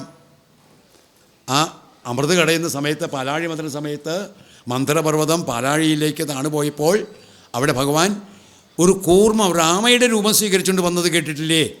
അത് പറഞ്ഞു കൊടുക്കുകയാണ്. അവിടെ രാമയുടെ രൂപം സ്വീകരിച്ച് ദുഷ്ടനായ ഒരു ഹിരണ്യാക്ഷനെ കൊന്ന് കൃഷ്ടിയായി തേറ്റമേൽ ക്ഷേണി അതിനെ ആ ഭൂമിയെ ഹിരണ്യാക്ഷൻ അവിടെ രസാതലത്തിൽ കൊണ്ട് ഒളിപ്പിച്ച് വെച്ച് കഴിഞ്ഞപ്പോൾ ഒരു സൂകരമൂർത്തിയായിട്ട് പന്നിയൂരപ്പനായിട്ട് വരാഹരൂപമായിട്ട് അവതരിക്കുന്ന കണ്ടിട്ടില്ലേ? എല്ലാ അവതാരങ്ങളും അവിടെ അങ്ങോട്ട് പറഞ്ഞു കൊടുക്കുകയാണേ. ഇതൊന്നുമല്ല, എല്ലാ അവതാരങ്ങളും പറഞ്ഞു കൊടുക്കാം. മത്സ്യമായിട്ട് അവതരിച്ചു, കൂർമ്മമായിട്ട് അവതരിച്ചു, വരാഹമായിട്ട് അവതരിച്ചു. പിന്നെ നിർഹ്ലാദമോടു നരസിംഹരൂപമായി പ്രഹ്ലാദനെ പരിപാലിച്ചു കൊള്ളുവാൻ, പ്രഹ്ലാദനെ പരിപാലിക്കാൻ വേണ്ടിയിട്ട് ഏത് സത്യത്തെയും ഏത് തരത്തിലുള്ള എത്ര ശക്തിമാനായാലും വേണ്ടില്ല, തൻ്റെ ഭക്തനെ ഉപദ്രവിക്കുന്നവരാരായാലും ഞാൻ വകവരുത്തിയിരിക്കുമെന്ന് നമ്മളെ ബോധ്യപ്പെടുത്താൻ വേണ്ടിയിട്ട് അവിടെ നരസിംഹരൂപമായിട്ട് അവതരിച്ചിട്ടില്ലേ? മാത്രമല്ല പിന്നെ എത്രയും കാരുണ്യമോടവൾ തന്നെ പുത്രനായി ഇന്ദ്രാനുജനായി പിറന്നിത്, ഇന്ദ്രൻ്റെ സഹോദരനായിട്ട് അതിഥിയുടെ പുത്രഭാവത്തിൽ, കശ്യപിൻ്റെയും അതിഥിയുടെയും പുത്രഭാവത്തിൽ ത്രിവിക്രമനായിട്ട് വാമനനായിട്ട് അവതരിച്ചില്ലേ? വാമനനായിട്ട് അഥവാ ത്രിവിക്രമനായിട്ട്, നരസിംഹമായിട്ട്, വരാഹമായിട്ട്, ആമയായിട്ട്, ഇങ്ങനെ മത്സ്യക്കൂർമ്മ വരാഹാദി നരസിംഹോജ വാമന. പിന്നെ രാമശ്ച പരശുരാമനായിട്ട് ക്ഷത്രിയന്മാരെ ഗ്രഹിക്കുന്നതിന് വേണ്ടിയിട്ട് പരശുരാമനായിട്ട് അവതരിച്ചില്ലേ? അതുപോലെ രാത്രിഞ്ചര കുലമൊക്കെ നശിപ്പിച്ചു ധാത്രിഭാരം തീർത്തു ധർമ്മത്തെ രക്ഷിപ്പാൻ. അതേപോലെ രാത്രിഞ്ചരന്മാരെ മുഴുവൻ ഇല്ലാണ്ടാക്കി, അസുര സൈന്യങ്ങളെ ദുഷ്ടന്മാരെ മുഴുവൻ ഇല്ലാണ്ടാക്കി. ധാത്രിയുടെ ഭാരം, ഭൂമിയുടെ ഭാരം എന്നർത്ഥം. ദുഷ്ടന്മാർ വരുമ്പോൾ ഭൂമിക്ക് ദുഷ്ടന്മാർ കൂടിക്കൂടി വരുമ്പോൾ ഭൂമിക്ക് ഭാരം കൂടും. അപ്പോൾ ഭൂമിദേവി ആരെ ആശ്രയിക്കും? പാലാഴിയിൽ പൊള്ളുന്നതായിട്ട് ശ്രീഹരിയെ, സാക്ഷാൽ അനന്തപത്മനാഭനെ ആശ്രയിക്കും. അപ്പോൾ ആ ഭാരം തീർക്കാൻ വേണ്ടിയിട്ട്, ദുഷ്ടന്മാരെ ഇല്ലാണ്ടാക്കാൻ വേണ്ടിയിട്ട് ഒരു രൂപത്തെ സ്വീകരിക്കും. ആ രൂപം അത് കഴിഞ്ഞാൽ ഇല്ലാണ്ടാവും. പക്ഷേ ആരാണോ രൂപത്തെ സ്വീകരിക്കുന്നത് അത് ഉണ്മയാണ്, അത് സത്യമാണ്, അത് നിത്യമാണ്, അത് അനശ്വരമാണ്. ഈ തത്വം പറഞ്ഞു കൊടുക്കുകയാണ്. അനശ്വരമാണ്. പല ഭാവങ്ങളുണ്ടാക്കാം, പക്ഷേ വസ്തു എന്ന് പറയുന്നത് ഒന്നാണ്, അല്ലേ? സ്വർണം കൊണ്ട് മാലയുണ്ടാക്കാം, കമ്മലുണ്ടാക്കാം, വളയുണ്ടാക്കാം, പാദസരം ഉണ്ടാക്കാം, അല്ലേ? എന്ത് വേണമെങ്കിലും ഉണ്ടാക്കാം. മാലയെ വീണ്ടും കമ്മലാക്കണോ അങ്ങനെ ആക്കാം, കമ്മലിനെ വീണ്ടും പദസ്സിലാക്കണോ അങ്ങനെ ആക്കാം. എങ്ങനെ ആക്കിയാലും വസ്തു എന്ന് പറയുന്നത് എന്താണ്? സ്വർണ്ണമാണ്. വസ്തു എന്ന് പറഞ്ഞാൽ മഹാപുരുഷനാണ്. അതാണ് പുരുഷൻ. വസ്തു ഒന്നാണ്. പല കായഭേദങ്ങളുണ്ടാവും. ഓടുകൊണ്ട് നിലവിളക്കുണ്ട്, കിണ്ടിയുണ്ട്, പല ഭാവങ്ങളുണ്ട്. വസ്തു ഏതാണ്? ഓടാണ്. മണ്ണുകൊണ്ട് മൺചട്ടി ഉണ്ടാക്കാം, മൺകുടം ഉണ്ടാക്കാം, അല്ലേ? മൺപാത്രങ്ങൾ ഉണ്ടാക്കാം, നിരവധി ഉണ്ടാക്കാം. ഏതൊരു മണ്ണിൽ നിന്നാണ് കുടം ഉണ്ടാവുന്നത്, അല്ലേ? മണ്ണില്ലെങ്കിൽ എന്തില്ല? കുടമില്ല, മൺകുടമില്ല. മണ്ണുണ്ടായാലേ മൺകുടം ഉണ്ടാവുള്ളൂ. സ്വർണ്ണം ഉണ്ടായാലേ സ്വർണ്ണമാല ഉണ്ടാവുള്ളൂ. മഹാപുരുഷനായിട്ടുള്ള ഭഗവാൻ ഉണ്ടായാലേ എല്ലാം ഉണ്ടാവുകയുള്ളൂ. ഈ തത്വം കൂടെ പറഞ്ഞു കൊടുക്കുക. അതുകൊണ്ട് ഇനി വേദവേദ്യാന്തൻ, വേദാന്തവേദ്യൻ, ഇതാണ് വേദാന്തം. വേദാന്തവേദ്യൻ എന്നുള്ള വാക്ക് നമ്മൾ രാമായണത്തിൽ കേൾക്കുമ്പോൾ നമ്മുടെ മനസ്സിൽ ഉറക്കേണ്ട തത്വം ഇതാണ്. ഇതാണ് വേദാന്തം. ഏത്? പുരുഷനിൽ നിന്ന് അന്യമായിട്ടൊന്നും ഇല്ല. കർത്താവും കാര്യവും കാരണവും ഒക്കെ ഭഗവാനാണ്. കർത്തൃത്വ കാര്യകർമാദി, കർമ്മങ്ങൾ ചെയ്യുന്നതും ചെയ്യിപ്പിക്കുന്നതും എല്ലാം ഭഗവാനാണ്.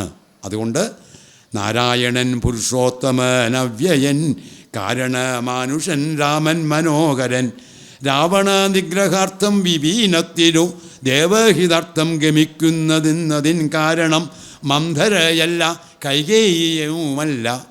മന്ധരയും കൈകേയിയുടെയും പറഞ്ഞിട്ടൊന്നുമല്ല ഇവർ പോണത്. അതൊക്കെ ഒരു നിമിത്തമാകുന്നു. ഭഗവാന്റെ എതിരേക്കൊരു ചില നിമിത്തങ്ങൾ വരും. മന്ധരയായിട്ടും കൈകേയിയായിട്ടും വരുന്നതൊക്കെ എന്താണ്? ചില നിമിത്തങ്ങൾ വരുന്നു എന്നല്ലാണ്ട് മന്ധര പറഞ്ഞു, കൈകേയിയോട് പറഞ്ഞു, ഏഷണി കൊടുത്തുകൊണ്ട് രാമനെ പ്രജയിച്ചു, ഇങ്ങനെയല്ല കാണേണ്ടത്. അത് നിമിത്തങ്ങളായിട്ട് വരണു. മന്ധരമല്ല കൈകേയി എല്ലാവരും ഭ്രമിക്കായിക. രാജാവുമല്ലല്ലോ, ദശരഥനുമല്ല, രാജാവും കാരണമല്ല. ഇത് മഹാപുരുഷനായിട്ടുള്ള ഈ അവതാരത്തിൻ്റെ ധർമ്മമാണ്. മഹാപുരുഷനായിട്ടുള്ള പുരുഷോത്തമൻ അവ്യയൻ, അവ്യയം, വ്യയമില്ലാത്തവൻ, ച്യുതിയില്ലാത്തവൻ, അച്യുതൻ, ച്യുതിയില്ലാത്തവൻ, നാശമില്ലാത്തവൻ, നാശമില്ലാത്തവനായിട്ടുള്ള, ഒരിക്കലും നശിക്കാത്ത, അനശ്വരമായിട്ടുള്ള ഈ ഭഗവാന്റെ സാക്ഷാൽ പുരുഷോത്തമൻ്റെ ഭാവമാണ് ശ്രീരാമചന്ദ്രസ്വാമികൾ. അതുകൊണ്ട് നക്തഞ്ചരാന്വയ നിഗ്രഹത്തിനു ഞാൻ വ്യക്തം വനത്തിനു നാളെ പുറപ്പെടും എന്ന് ഇന്നലെ യഥാർത്ഥത്തിൽ ഈ വാമദേവൻ പറയാണ്. ഋഷിയാണ് വാമദേവ. ഋഷി എന്ന് പറഞ്ഞാൽ അതിശ്രേഷ്ഠനായിട്ടുള്ള ഋഷീശ്വരന്മാരിൽ അഗ്രസ്ഥാനത്ത് നിൽക്കുന്ന ആളാണ്. വേദങ്ങളിലൊക്കെ അഗ്രസ്ഥാനത്ത് നിൽക്കുന്നതായിട്ടുള്ള ഒരു ഋഷിയാണ് വാമദേവൻ. വേദങ്ങളിൽ പല ഭാഗങ്ങളിലും, ഋഗ്വേദത്തിലൊക്കെ പല ഭാഗങ്ങളിലും അവിടെ വാമദേവ ഋഷി എന്ന് പറഞ്ഞിട്ട് തന്നെയാണ് തുടങ്ങുക. അത്ര ശ്രേഷ്ഠനായിട്ട് ഋഷീശ്വരൻ പറഞ്ഞു. ദാ ഇന്നലെ ആ ദേവർഷിയായിട്ടുള്ള നാരദൻ വന്നിട്ട് നാരദനോട് ശ്രീരാഘവൻ പറയുന്നതായിട്ട് ഞാൻ കേട്ടിട്ടുണ്ട്. എന്താ കേട്ടത്? അതുകൊണ്ട് ഇന്നലെ നക്തഞ്ചരാന്വയ നിഗ്രഹത്തിനു ഞാൻ വ്യക്തം വനത്തിനു നാളെ പുറപ്പെടും എന്നതു മൂലം ഗമിക്കുന്ന രാഘവൻ ഇന്നു വിഷാദം കളവിനെല്ലാവരും. ഇന്നലെ ഞാൻ നാരദനോട് പറയുന്ന കേട്ടു. നാളെ ഞാൻ നക്തഞ്ചരനായന്മാരെ, രാക്ഷസന്മാരെ, ദുഷ്ടന്മാരെ നിഗ്രഹിക്കാൻ വേണ്ടിയിട്ട് വനത്തിലേക്ക് പുറപ്പെടുകയാണ് എന്ന് പറഞ്ഞിട്ടുണ്ട്. തൻ്റെ കർമ്മം നിർവഹിക്കാൻ വേണ്ടിയിട്ട്, അവതാര കർമ്മം നിർവഹിക്കാൻ വേണ്ടിയിട്ടാണ് സാക്ഷാൽ മഹാവിഷ്ണു ഇവിടുന്ന് ലക്ഷ്മി ദേവിയോടും സാക്ഷാൽ അനന്തരോടും കൂടിയിട്ട് പുറപ്പെടുന്നത്. ഇതാണ് രാമ സീത രഹസ്യം. സീതയുടെയും രാമൻ്റെയും രഹസ്യം അതാണ്. ഉപരിപ്ലവമായിട്ട് ഈ രഹസ്യം മനസ്സിലാക്കാൻ വേണ്ടിയിട്ടാണ് വാൽമീകിയും എഴുത്തച്ഛനൊക്കെ എന്ത് പറഞ്ഞിരിക്കുന്നത്. അത് ഇങ്ങനെ പറഞ്ഞാൽ നമുക്ക് മനസ്സിലാവില്ല. അതുകൊണ്ടൊരു കാരണം വയ്ക്കുകയാണ്. എന്ത്? ഒരു നിമിത്തം വയ്ക്കുകയാണ്. ദശരഥൻ കൈകേയിക്ക് 2 വരം കൊടുത്തു. ആ വരം സരസ്വതി ദേവി കൊണ്ട് പറയിപ്പിച്ചു. ആ വരം തേടി പോന്നു എന്നുള്ളത് പറഞ്ഞിട്ട് അതിൽ നിന്ന് നമുക്ക് ഈ ഒരു തത്വം നല്ലോണം മനസ്സിലാക്കേണ്ടതുണ്ട് എന്ന് പറഞ്ഞ്, അതുകൊണ്ട് എല്ലാവരും രാമരാമ ജയിച്ചുകൊണ്ട് ദുഃഖസൗഖ്യാദി വികല്പങ്ങളില്ലാതെ നിർഗണന ആത്മാരോഹോത്തമൻ ദുഃഖം സൗഖ്യം എന്നുള്ള വികല്പങ്ങൾ മനസ്സിൻ്റെ 2 ഭാവങ്ങളാണ് ദുഃഖവും സുഖവും ഒക്കെ.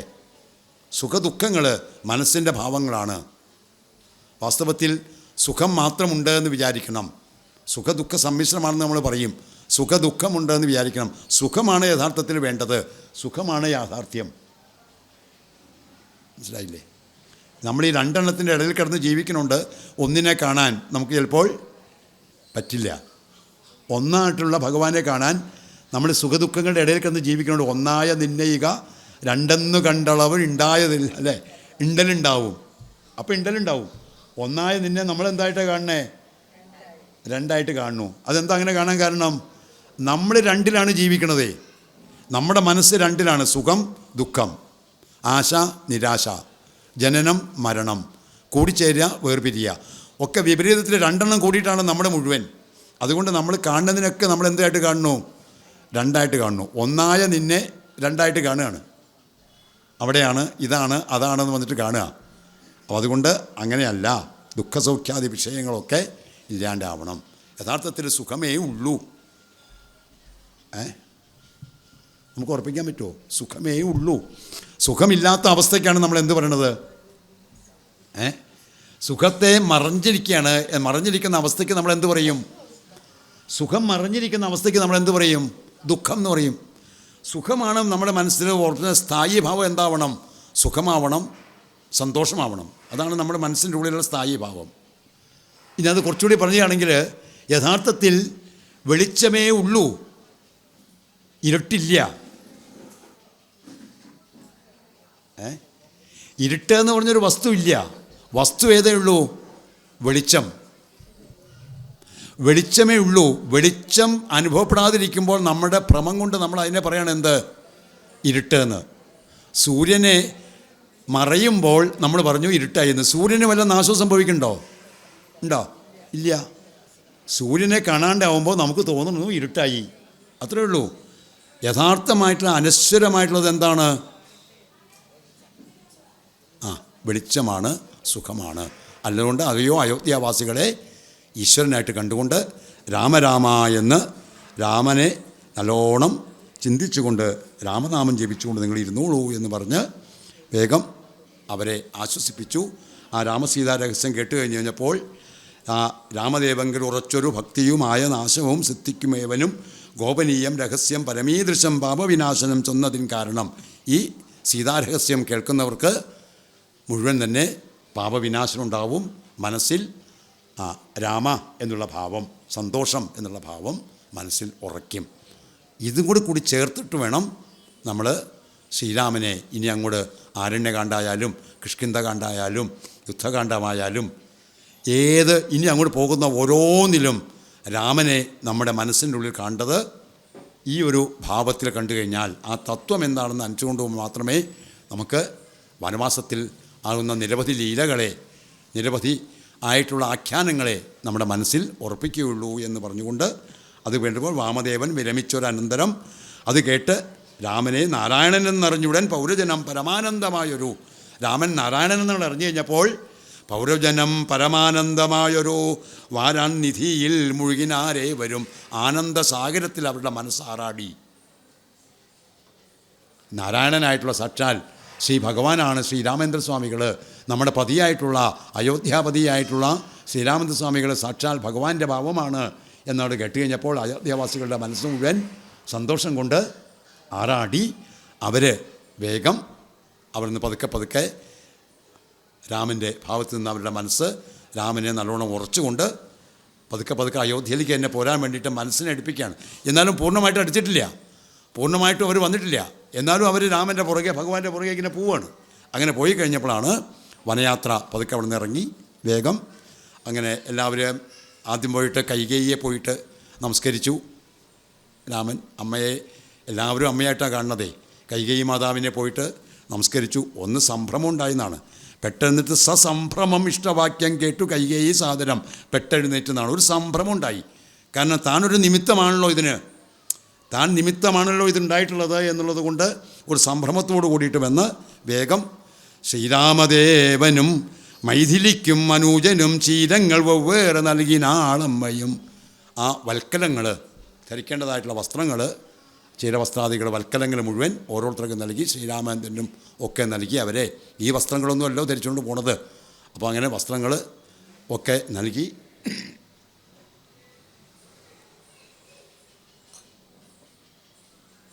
വേഗം തന്നെ കൈകേയിയെ പ്രദക്ഷിണം ദേവിച്ച് നമസ്കരിച്ചു.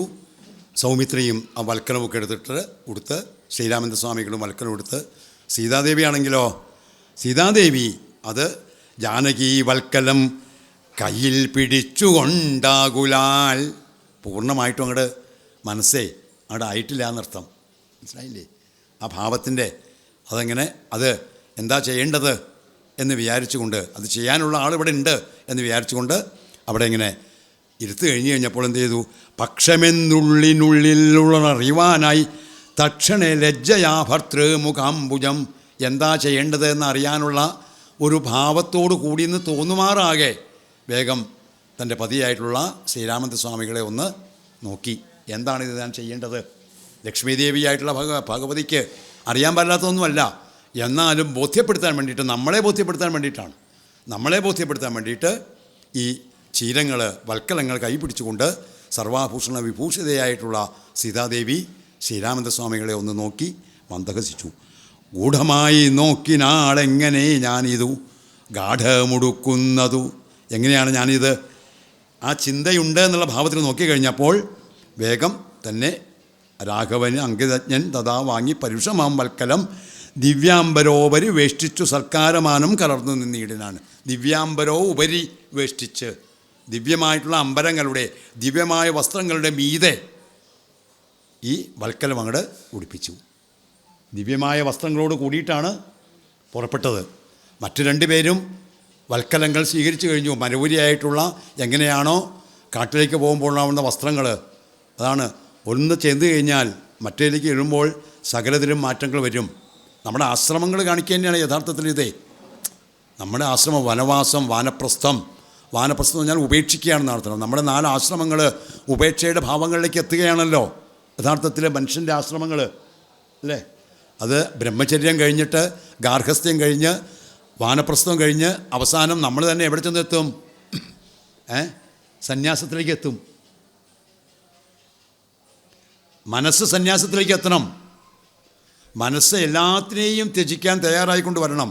അതാണ് നമ്മൾ വാനപ്രസ്ഥൻ കുറെ കഴിയുമ്പോൾ എന്ത് ചെയ്യും? വാനപ്രസ്ഥത്തിൻ്റെ ശരിയായിട്ടുള്ള ഒരു വാനപ്രസ്ഥൻ്റെ എന്താണ് ജീവിത രീതികൾ എന്നുള്ളതൊക്കെ പുരാണ ഇതിഹാസങ്ങൾ നല്ലോണം പറഞ്ഞു തരുന്നുണ്ട്. അങ്ങനെ വാനപ്രസ്ഥനായിട്ട് പോകാൻ വേണ്ടിയിട്ട്, എല്ലാം ഉപേക്ഷിക്കാൻ വേണ്ടിയിട്ട് തയ്യാറാകുന്ന രീതിയിലേക്ക് ചെന്ന് കഴിഞ്ഞപ്പോൾ വേഗം അത് ആ ദിവ്യാംബരങ്ങളുടെ ഉപരിയോട് വിധിച്ചു കഴിഞ്ഞപ്പോൾ ഇതിങ്ങനെ കണ്ടുകൊണ്ടിരുന്നതായിട്ടുള്ള ആചാര്യൻ സഹിക്കാൻ പറ്റണില്ല. വസിഷ്ഠന് സകലതരത്തിലും ഈ പുത്രന്മാരുണ്ടാവുന്നതിന് വേണ്ടിയിട്ട് അതിശ്രേഷ്ഠമായിട്ടുള്ള യാഗങ്ങളൊക്കെ നടത്തി, പുത്രകാമേഷ്ടി യാഗങ്ങളൊക്കെ നടത്തിക്കൊണ്ട് ദശരഥ മഹാരാജാവിന് പുത്രസൗഭാഗ്യം ഉണ്ടാവാൻ വേണ്ടിയിട്ട് അതിശ്രേഷ്ഠമായിട്ടുള്ള യാഗാദി യജ്ഞാദി കർമ്മങ്ങൾ മുഴുവൻ നിർവഹിച്ചിട്ട് ഈശ്വരാനുഗ്രഹത്തോട് കൂടിയിട്ടുണ്ടായിട്ടുള്ള ഈ കുട്ടികളെ ഇവിടുന്ന് അങ്ങോട്ട് അയോധ്യയിൽ നിന്ന് പുറത്തേക്ക് അവരങ്ങോട്ട് പോകുന്നതായിട്ടുള്ള ഈ വേഷം കൂടി മാറി കണ്ട് കഴിഞ്ഞപ്പോൾ സഹിക്കാൻ പറ്റണില്ല. വസിഷ്ഠൻ വേഗം കോപത്തോട് കൂടിയിട്ട്, കോപേന ഭർഷിച്ചു കൈകേയി തന്നോട് താപേന ചൊല്ലിനാൻ, എന്തിത് തോന്നുവാൻ, ഇങ്ങനൊരു തോന്നലുണ്ടാവാൻ, മനസ്സിന് ഇങ്ങനൊരു ദുഷ്ടവിചാരം ഉണ്ടാവാൻ എന്താണ് കാരണം?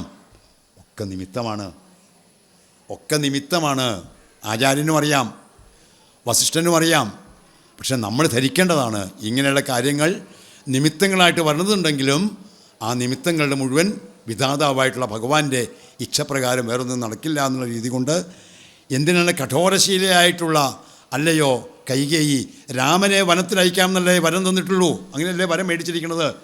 അതിൻ്റെ ഒപ്പം ഈ ചീരങ്ങൾ കൊടുത്തുകൊണ്ട്, വൽക്കലം കൊടുത്തുകൊണ്ട് ഈ മഹാലക്ഷ്മിയുടെ ഭാവമായിട്ടുള്ള സീതാദേവി എന്തിനാണ് പറഞ്ഞയക്കുന്നത്? എന്തിനാണ് സീതാദേവിക്ക് വൽക്കലം കൊടുക്കുന്നത്? 3 പേർക്ക് കൊണ്ട് കൊടുക്കേണ്ടായതേ. ഈ ചീരങ്ങൾ സീതാദേവിക്ക് കൊടുക്കണം. എന്താ? സീതാദേവിയെ വനത്തിൽ അയച്ചോളാമെന്നുള്ളത് ആ വരത്തിലില്ലല്ലോ, രാമനെ മാത്രം ചെയ്യാമെന്നല്ലേ ഉള്ളൂ. ജാനകീദേവിക്ക് വൽക്കലം നൽകുവാൻ മാനസേ തോന്നിയത് എന്തൊരു കാരണം? ഈ ജാനകീദേവിക്ക് ഈ വൽക്കലം കൊടുക്കാൻ എന്താ മനസ്സ് തോന്നാൻ കാരണം എന്നൊക്കെ പറഞ്ഞുകൊണ്ട് വസിഷ്ഠൻ വേഗം കൈകേയിയോട് ഒന്ന് പരുഷമായി സംസാരിച്ചു. പക്ഷേ ദശരഥൻ അതങ്ങോട്ട് കേട്ട് കഴിഞ്ഞപ്പോൾ മനസ്സിലങ്ങോട്ട് ഉറപ്പിച്ചു എന്നർത്ഥം. ഈശ്വരഭാവത്തിലെ ദശരഥൻ ഈ സംഭവങ്ങളൊക്കെ കണ്ടു കഴിഞ്ഞപ്പോൾ മനസ്സിലങ്ങോട്ട് ഉറച്ചിട്ട് വേഗം തന്നെ സുമന്ത്രരോട് പറഞ്ഞു, പോയി രഥം കൊണ്ടുവരൂ. സുമന്ത്രർ വേഗം യുദ്ധമുക്ത രാമഭക്താംബുജം ചേർത്ത് വേഗം അങ്ങോട്ട് നിലവിളിക്കാൻ തുടങ്ങിയെന്നാ ദശരഥനെ. പുത്രദുഃഖം അനുഭവിക്കേണ്ടി വരും എന്നൊരു ശാപം പണ്ട് കിട്ടിയിട്ടുണ്ട്. പുത്രന്മാരുടെ വിരഹം കൊണ്ട് ഒരു ദുഃഖം അനുഭവിക്കേണ്ടി വരും എന്ന് പണ്ട് കിട്ടിയിട്ടുണ്ട്. മാത്രമല്ല യഥാർത്ഥത്തിൽ ഇത് ഇതിഹാസങ്ങളിൽ ഭാഗവതത്തിലൊക്കെ പറയുന്നത് വെച്ച് കഴിഞ്ഞാൽ സൂര്യവംശത്തിലെ മിക്കവാറും എല്ലാ രാജാക്കന്മാർക്കും പുത്രദുഃഖം അനുഭവിക്കേണ്ടി വന്നിട്ടുണ്ട്. സൂര്യവംശ രാജാക്കന്മാരും ചന്ദ്രവംശ രാജാക്കന്മാരുമാണല്ലോ ഉണ്ടായിരുന്നത്. സൂര്യവംശ രാജാക്കന്മാരുടെ വൈവസ്വത മനു മുതൽ ഇങ്ങോട്ടുള്ള സകരന്മാർ മാത്രമല്ല, അംബരീഷൻ മുതലുള്ള മാന്ധാതാവ് മുതൽ അംബരീഷൻ, മാന്ധാതാവ്, സകരൻ, അസമഞ്ജസൻ, അങ്ങനെ വന്നിട്ട് ദിലീപൻ്റെ മകനായിട്ടുള്ള അവരുടെ ഗംഗാദേവിയെ കൊണ്ടുവന്നതായിട്ടുള്ള ഭഗീരഥനും എല്ലാ രാജാക്കന്മാർക്കും പുത്രദുഃഖം അനുഭവിക്കേണ്ടി വന്നിട്ടുണ്ട്. അതൊരു വലിയ കഥയാണ്. അത് ഭാഗവത പാരായണ സന്ദർഭത്തിലും വിചാര സന്ദർഭത്തിലും നമുക്ക് പറയാം. ഒരു വലിയൊരു മനസ്സിൻ്റെ, വസിഷ്ഠൻ്റെ മനസ്സിനുണ്ടായിട്ടുള്ള ഒരു താപത്തിൻ്റെ കഥയാണത്. ഇളയുടെ കഥയാണ്, സൂര്യവംശത്തിൻ്റെ ഉൽപ്പത്തി കഥ. അപ്പോൾ അതുകൊണ്ട് അത് നിമിത്തമാണെന്നർത്ഥം. അത് നിമിത്തമാണ് പുത്രദുഃഖം അനുഭവിക്കേണ്ടി വരും, പുത്രനെ വേർപിരിയേണ്ടി വരും ദശരഥന്. അതുകൊണ്ട് ദശരഥൻ വേഗം പുത്ര ഹാ രാമ സൗമിത്രേ ജനകജേ രാമ രാമ ത്രിലോകാഭിരാമാങ്ക മമ പ്രാണസമാന മനോഹര, പ്രാണസമാനനായിട്ടുള്ള മനോഹരമായ രൂപം ധരിച്ചുകൊണ്ട് ഞങ്ങൾക്കെല്ലാവർക്കും ആനന്ദം തന്നുകൊണ്ടിരിക്കുന്നതായിട്ടുള്ള മനോഹര രൂപത്തെ ധരിച്ചുകൊണ്ട്, അല്ലയോ രാമ, എങ്ങനെയാണ് എൻ്റെ മനസ്സിൽ നിന്ന് ഞാൻ ഈ സങ്കടത്തെ അകറ്റുക എന്ന് പറഞ്ഞുകൊണ്ട് വിലപിച്ചു. വേഗം അത് കരയുന്നത് വേഗം കേട്ട് തേരും ഒരുമിച്ച് നിർത്തി സുമന്ത്രരും ശ്രീരാമദേവനരുള് അവിടെ നിർത്തി. ഇത് കരയുന്നത് കേട്ട് കഴിഞ്ഞപ്പോൾ സുമന്ത്രൻ്റെ തേരവിടെ നിർത്തി. സുമന്ത്രൻ്റെ തേരാണ് നിർത്തി കഴിഞ്ഞ് കഴിഞ്ഞപ്പോൾ ശ്രീരാമൻ്റെ സ്വാമികൾ വേഗം പറഞ്ഞു, നിർത്തണ്ട, വേഗം ശരവേഗേന പൊക്കോൾ, തേരിൽ കരേറുക സീതേ. സീതയോട് പറഞ്ഞു, വിരവിൽ നീ നേരം ഇനി കളഞ്ഞിടരുത് ഏതുമേ, ഒരു തരത്തിലും ഇനി നേരം കളയരുത്, വേഗം തേരിൽ കയറിക്കൊണ്ടെന്ന് പറഞ്ഞിട്ട് സീതയോടും സൗമിത്രിയോടും കൂടിയിട്ട് അവിടുന്ന് വേഗം ജനകനെ വീണു മടങ്ങി പ്രദക്ഷിണവും ചെയ്ത് താണു തൊഴുതുടൻ തേരിൽ കയറിനാൻ ബാണചാപാസ്യ തൂണീരാദികളെല്ലാം, ബാണങ്ങളും ചാപങ്ങളും അമ്പും വില്ലും അസി വാളും സകലതരത്തിലുള്ള എല്ലാം എടുത്തുകൊണ്ട്, തൻ്റെ ആയുധങ്ങളൊക്കെ എടുത്തുകൊണ്ട് വേഗം ആ ഭാവം, ആ വില്ലും അമ്പും ആവനാഴിയും വൽക്കലവും ധരിച്ച് ജടയും കെട്ടിവെച്ചുകൊണ്ട് വനവാസത്തിന് പുറപ്പെടുന്നതായിട്ടുള്ള ശ്രീരാമചന്ദ്രൻ്റെയും ലക്ഷ്മണൻ്റെയും സീതയുടെയും ഒരു ബിംബം സകലവരുടെയും മനസ്സിൻ്റെ ഉള്ളിൽ നിറഞ്ഞു നിൽക്കുന്നൊരു ബിംബമാണ് അല്ലേ? എല്ലാവരുടെയും മനസ്സിൽ ആ ഒരു ചിത്രമുണ്ടല്ലോ. ആ ഒരു ചിത്രം ശ്രീരാമചന്ദ്ര സ്വാമികളുടെ ആ ഒരു ഭാവം, അമ്പും വില്ലും ധരിച്ചുകൊണ്ട് വനവാസത്തിന് പുറപ്പെടുന്നതായിട്ടുള്ള ലക്ഷ്മണനോടും സീതാദേവിയോടും കൂടിയിട്ട് വനവാസത്തിന് പുറപ്പെടുന്നതായിട്ടുള്ള ആ ഒരു ബിംബം നമ്മുടെ മനസ്സിൽ രാമായണം നമുക്ക് വരച്ച് കാണിച്ചു തരികയാണ്. നമ്മുടെ മനസ്സിലത് നല്ലോണം ഉറച്ചു കഴിഞ്ഞാൽ നമ്മുടെ മനസ്സ് നമ്മളെ കൊണ്ട് പറയിപ്പിക്കും, ഈ കാണുന്നതൊന്നുമല്ല ലോകം, ഈ കാണുന്നതൊക്കെ നശ്വരമാണ് എന്ന് ഉറപ്പിച്ച് നമുക്ക് ജീവിതം മുമ്പോട്ട് പോകാൻ പറ്റും. അപ്പോൾ നമുക്ക് ആനന്ദം ഉണ്ടാവും. അല്ലെങ്കിൽ നമ്മൾ ദുഃഖത്തിൻ്റെ നടുക്കടലിൽ കിടന്നിട്ട് നട്ടം തിരിയേണ്ടി വരും അല്ലേ?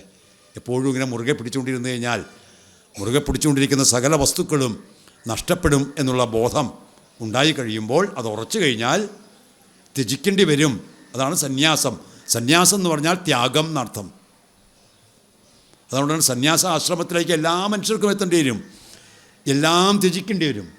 അതിലേക്ക് എത്തേണ്ടി വരുന്ന മനസ്സിനെ ഉറപ്പിക്കാനാണ് രാമായണത്തിലൂടെ നമ്മുടെ ഈ ഒരു ഭാവം ശ്രീരാമചന്ദ്ര സ്വാമികളുടെയും സൗമിത്രിയുടെയും സീതാദേവിയുടെയും ഈ ഭാവത്തെ നമുക്ക് കാണിച്ചു തന്നത്. വേഗം തേർ നടത്തിയിരുന്നാൽ ഭൂമനം നിൽക്കലെന്ന് ചെന്ന് രഘുനാഥനും വേഗം ചെന്ന് രാജാവ് മോഹിച്ചു വീണു. വേഗം തിഷ്ടതിഷ്ട പ്രഭോ ദയാ രാമദയാനിതേ, ദൃഷ്ടിക്കമൃതമായൊരു തിരുമേനി കാണായികളെങ്ങനെ ഞങ്ങൾ പൊറുക്കുന്നു, പ്രാണനോ പോയതല്ലോ വിധി ദൈവമേ എന്ന് പറഞ്ഞ് ഏത് തരത്തിലാണോ അയോധ്യാവാസികളൊക്കെ എങ്ങോട്ടാണോ പോകേണ്ടത് അവിടെ പുറകെ ഇങ്ങനെ പോയിട്ട് രാമനെ വേറിട്ടു ജീവിച്ചു ഞാനിനി ഭൂമിയിൽ വാഴുന്നതില്ലെന്നു നിർണയം.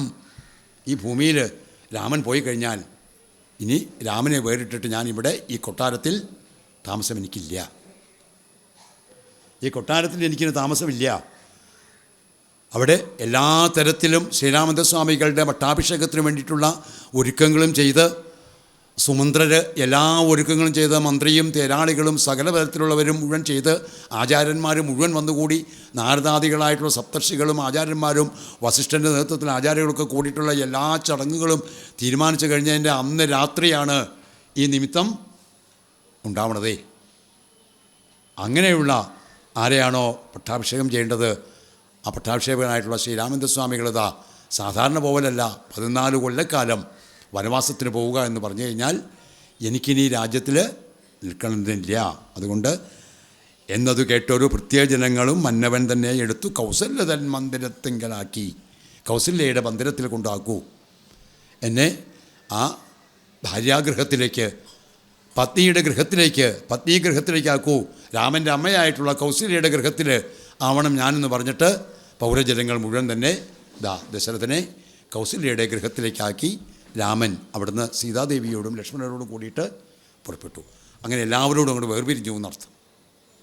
ഒരു ഘട്ടം അങ്ങോട്ട് മാറുകയാണ്, ജീവിതത്തിലെ തന്നെ ഒരു ഘട്ടം. ബാലകാണ്ഡത്തിലൂടെ സകലതരത്തിലും ബാലനായിട്ട് അനേകം യജ്ഞങ്ങളുടെയും കർമ്മങ്ങളുടെയും ഫലമായിട്ട് ദശരഥൻ്റെ പുത്രനായിട്ട് ഭവിച്ചതായിട്ടുള്ള രാമലക്ഷ്മണ ഭരത ശത്രുഘ്നന്മാർ ആനന്ദത്തിൽ ആറാടിച്ചുകൊണ്ട് ആ ബാലകാണ്ഡത്തിലൂടെ എല്ലാ തരത്തിലും വിശ്വാമിത്രൻ്റെ യാഗമൊക്കെ രക്ഷിച്ചുകൊണ്ട് സീതാസ്വയംവരം നടത്തി. പിന്നെ തിരിച്ചിവിടെ വന്ന് അയോധ്യാപതിയായിട്ട് വരുന്ന ഭാഗത്തിലുണ്ടാവുന്ന ആ ഒരു വിഘ്നം, ആ വിഘ്നം അതവിടെ തടസ്സമായി. അവതാരത്തിൻ്റെ ഭാവങ്ങളിലേക്ക് പോകണം, ഇവിടെ നിന്ന് തളച്ചിടാനുള്ളതല്ല, അവതാര ഭാവത്തിലേക്ക് പോകണം. ഇതെല്ലാ അവതാരങ്ങളിലും നമുക്ക് കാണാം. പൂർണ്ണാവതാരം 2 ഉണ്ടായിട്ടുള്ളൂ, രാമൻ്റെ അവതാരവും കൃഷ്ണാവതാരവും. കൃഷ്ണാവതാരത്തിലും ഈ ഭാവം നമുക്ക് കാണാം. കൃഷ്ണാവതാരത്തിൽ വത്സസ്തേയം എന്ന് പറഞ്ഞാൽ അതിശ്രേഷ്ഠമായിട്ടൊരു ഭാവമുണ്ട്, അവിടെ ഇത് തന്നെ കാണുക. കാരണം ശ്രീകൃഷ്ണ ഭഗവാൻ ഭൂമിയുടെ ഭാരം രക്ഷിക്കാൻ വേണ്ടിയിട്ട് അവതരിച്ചതായിട്ടുള്ള ശ്രീകൃഷ്ണ ഭഗവാൻ ഇങ്ങനെ വൃന്ദാവനത്തിൽ പോയി ഗോപന്മാരോടും ഗോപികമാരോടും കൂടിയിട്ട് കളിച്ചുല്ലസിച്ചുകൊണ്ട് ഗോപന്മാരോടൊപ്പം പശുവിനെയൊക്കെ നോക്കിക്കൊണ്ട് വൃന്ദാവനത്തിലിങ്ങനെ ആ കളിച്ചുകൊണ്ട് നടക്കുമ്പോൾ ബ്രഹ്മാവിന് ഒരു തോന്നി, ഇതിനാണോ ഞാൻ ഇത്രയധികം പോയിട്ട് പാലാഴിയിൽ പള്ളിയുന്ന ശ്രീഹരിയോട് പോയി പറഞ്ഞിട്ട് ഭൂമിയുടെ രക്ഷിക്കാൻ വേണ്ടിയിട്ട് വന്ന് അവതരിച്ചതായിട്ടുള്ള ഈ കൃഷ്ണൻ ഇപ്പോൾ ഇവിടെ ഇങ്ങനെ കളിക്കാൻ വേണ്ടിയിട്ടാണോ എന്നൊരു തോന്നൽ, ഒരു ഭ്രമമുണ്ടായി. ആ ഭ്രമം മാറ്റി കൊടുത്തു. അതാണ് വത്സസ്തേയം. സ്വയം ഗോപന്മാരായിട്ടും ഗോപികമാരുമായിട്ട് മാറി സർവം വിഷ്ണുമയം ആ വൃന്ദാവനം മുഴുവൻ വിഷ്ണുവായിട്ടങ്ങോട്ട് കാണിച്ചു കൊടുക്കുകയാണ്. എല്ലാ ഗോപന്മാരെയും നോക്കിയപ്പോൾ സകല ഗോപന്മാരെയും ചതുർബാഹുവായിട്ട പീതാംബരം കരവിരാജിത ചക്രശംഖ കൗബോധകീ സരസിജം, എല്ലാ ഗോപന്മാരെ ഇങ്ങനെ നോക്കുമ്പോൾ, ബ്രഹ്മാവിങ്ങനെ നോക്കുമ്പോൾ, ഗോപന്മാരെ നോക്കുമ്പോൾ എല്ലാ ഗോപന്മാരിലും ചതുർഭുജനായിട്ടുള്ള മഹാവിഷ്ണുവിനെ ഇങ്ങനെ കാണുകയാണേ. സർവം വിഷ്ണുമയായിട്ട് ഇങ്ങനെ കാണുന്നിട്ട് ബ്രഹ്മാവിനെ മോഹിപ്പിക്കുക. അതെല്ലാ അവതാരങ്ങളും ചെയ്യുന്നതാണ്.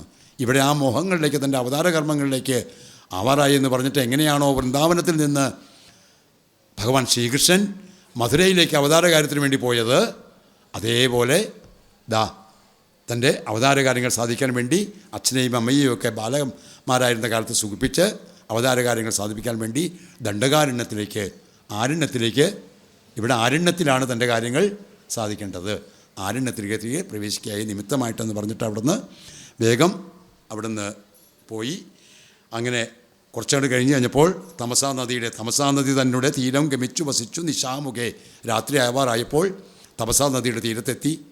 അയോധ്യയിൽ നിന്ന് പോന്ന് തമസാ നദിയുടെ തീരത്തെത്തി കഴിഞ്ഞ് കഴിഞ്ഞപ്പോൾ അന്നവിടെ വിശ്രമിക്കാം. വേഗം ഒരു ഒരു വൃക്ഷത്തിൻ്റെ ശിംശിബാവൃക്ഷം എന്ന് പറഞ്ഞത് പിന്നീട് ഇങ്ങനെ കാണുന്നുണ്ട്. സരയൂ നദിയുടെ തീരത്ത് പിന്നീട് ശിംശിബാവൃക്ഷം എന്ന് പറഞ്ഞ അശോകവൃക്ഷത്തിൻ്റെ ഗണത്തിൽപ്പെട്ടതാണ് ശിംശിബാവൃക്ഷം. മനോഹരമായ പുഷ്പങ്ങളുണ്ടാകുന്ന ആ വൃക്ഷത്തിൻ്റെ ആ മൂലത്തിൻ്റെ ചോട്ടിൽ, അതിൻ്റെ വേരിൻ ചോട്ടിൽ ഇവർ 2 പേരും ശയിച്ചു കഴിഞ്ഞപ്പോൾ അയോധ്യാവാസികളിങ്ങനെ പോരുകയാണ്. തമസാ നദിയുടെ തീരത്ത് വരെ അയോധ്യാവാസികളെല്ലാവരും രാമരാമേതി ശ്രീരാമ രാമ രാമ ശ്രീരാമ രാമ രാമ മംഗല്യ രാമ രാമ സീതാപദേ രാമ എന്ന് പറഞ്ഞ് പലതരത്തിലും ഭഗവാന്റെ ഗുണഗണങ്ങളെ വർണ്ണിച്ചുകൊണ്ട് അയോധ്യാവാസികളിങ്ങനെ പുറകെ ഇങ്ങനെ പോകുന്നു. എല്ലാവരും തമസാ നദിയുടെ തീരത്ത് വിശ്രമിച്ചു. സന്ധ്യയായി വിശ്രമിച്ചു കഴിഞ്ഞപ്പോൾ ഇവരും രാമനെ മനസ്സിൽ ഉറച്ചുകൊണ്ട് ഇവരും ഉറക്കത്തിലേക്ക് വഴുതി വീണു. അയോധ്യാവാസികളും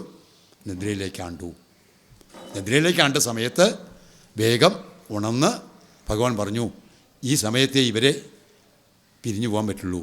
ഇവർ തിരിച്ച് അയോധ്യയിലേക്ക് തന്നെ പോകേണ്ടവരാണ്. ഇങ്ങനെ പകൽ ഇവർ ഉണർന്നു കഴിഞ്ഞാൽ പിന്നെ ഇവരെ കൂട്ടാതെ പോകാൻ എനിക്ക് കഴിയില്ല. അതുകൊണ്ട് ഈ സമയത്ത് വേഗം സുമന്ത്രയോട് പറഞ്ഞു, രഥം എടുത്തോളാൻ പറഞ്ഞ് ആ സമയത്ത് ഇവരെയൊക്കെ ഉറക്കി കിടത്തി വേഗം അവിടുന്ന് ആ സമയത്ത് ചെന്നു. രാവിലെ എഴുന്നേറ്റ് നോക്കിയപ്പോഴോ വേഗം തന്നെ മംഗലാദേവതാവല്ലഭൻ രാഘവൻ ഗംഗാതടം ബുക്കു ജാനകി തന്നോടും ഗംഗയുടെ തീരത്ത്, തമസാ നദിയുടെ തീരത്ത് നിന്ന് പോയിട്ട് സരയൂവിൻ്റെ തീരത്തേക്ക് വന്ന് ഗംഗാനദിയുടെ തീരത്തെത്തി കഴിഞ്ഞ് ഈ അയോധ്യാവാസികളൊക്കെ ശ്രീരാമേന്ദ്രസ്വാമികളെയും സൗമിത്രയെയും കാണാതെ അവിടുന്ന് പതുക്കെ അയോധ്യയിലേക്ക് തന്നെ തിരിച്ചു പോന്നു എന്ന് പറയുകയാണ്. അപ്പോൾ അയോധ്യാവാസികളോടൊപ്പം കാനനവാസത്തിന് പോയി വേഗം അയോധ്യാവാസികളെ ശരിക്കും എന്താണ് രാമൻ്റെ രഹസ്യം, രാമതത്വം എന്താണ്, സീതാതത്വം എന്താണെന്ന് വാമദേവൻ നല്ലോണം മനസ്സിലാക്കി കൊടുത്ത് ആ തത്വത്തെ നല്ലോണം മനസ്സിൽ ഉറച്ചുകൊണ്ട് തിരിച്ചവരെങ്ങോട്ട് പോന്നു? അയോധ്യയിലേക്ക് പോന്നു. ആ തത്വം ഉറയ്ക്കാതെ പോന്നു കഴിഞ്ഞാൽ അവർക്ക് മനസ്സിൽ ആനന്ദമുണ്ടാവില്ല. ആ തത്വം ഉറച്ചു കഴിഞ്ഞപ്പോൾ അവർക്ക് പ്രയാസമൊന്നും ഇല്ലാണ്ടായി. എന്താണ്? സുഖമാണ്, സുഖമായിട്ടുള്ള ആനന്ദമൂർത്തിയായിട്ടുള്ള നാരായണ ഭഗവാനാണ് എന്നവർക്ക് ഉറപ്പായി. അവർ സന്തോഷത്തോട് കൂടിയിട്ട് തിരിച്ചു വന്ന് രാമനെ ഉള്ളിൽ, എല്ലാ രാമഭക്തന്മാരുടെയും ഉള്ളിൽ ആരെങ്ങനെ നിറഞ്ഞു നിൽക്കുന്നുണ്ടാവും? ശ്രീരാമചന്ദ്ര സ്വാമികൾ അല്ലേ? ഭക്ത ഹനുമാൻ നമ്മുടെ മാറിടം കീറി ഇങ്ങനെ കാണിച്ചു കൊടുക്കുന്നുണ്ട് അല്ലേ? കദളീവനത്തിൽ വച്ചിട്ട് മാറിടം കീറിയാണ് കാണിച്ചു കൊടുക്കുന്നുണ്ട്.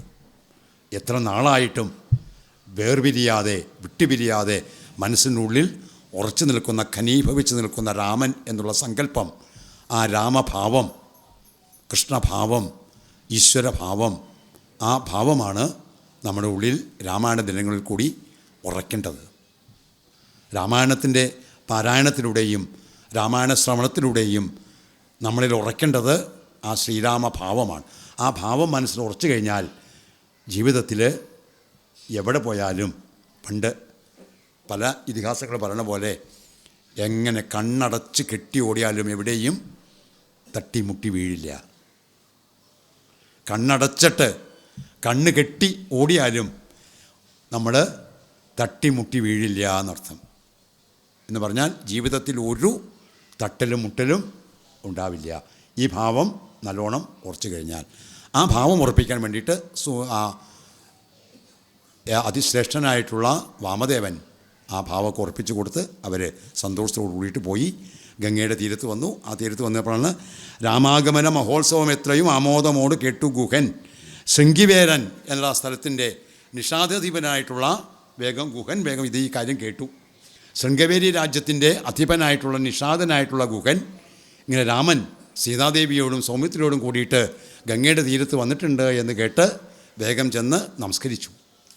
ഗുഹൻ വേഗം ചെന്നിട്ട് നമസ്കരിച്ച് പക്വ മനസ്സോട് ഭക്തിയവ സത്വരം പക്വഫല മധുപുഷ്പാദികളെല്ലാം മധുപുഷ്പാദികളൊക്കെ കൊണ്ടുകൊടുത്ത് സമർപ്പിച്ച് പെട്ടെന്ന് ഇടുന്നേഴ്ത്ത് ഏൽപ്പിച്ച് വക്ഷസി തുഷ്ട്യ ദൃഢം ആശ്ലേഷവും ചെയ്ത് ഗുഹൻ ചെന്ന് കഴിഞ്ഞപ്പോൾ വേഗം ഗുഹനെ ആശ്ലേഷിച്ചു. ഓരോ തരത്തിലും ഭഗവാന് എല്ലാം നൽകാൻ വേണ്ടിയിട്ട് ശ്രീരാമചന്ദ്രസ്വാമികൾ ഇവിടെ എത്തിയിട്ടുണ്ട്, തൻ്റെ രാജ്യത്തെത്തിയിട്ടുണ്ടെന്ന് മനസ്സിലാക്കിയതായിട്ടുള്ള ഗുഹൻ ചെന്ന് വേഗം നമസ്കരിച്ച് ആദരിച്ച് വേഗം തൻ്റേതായിട്ടുള്ള കൊട്ടാരത്തിലേക്ക് കൊണ്ടുവന്നു. നൈഷാദമായുള്ള രാജ്യം ഇതും ഒരു ദൂഷണഹീനമധീനമല്ലോ തവ.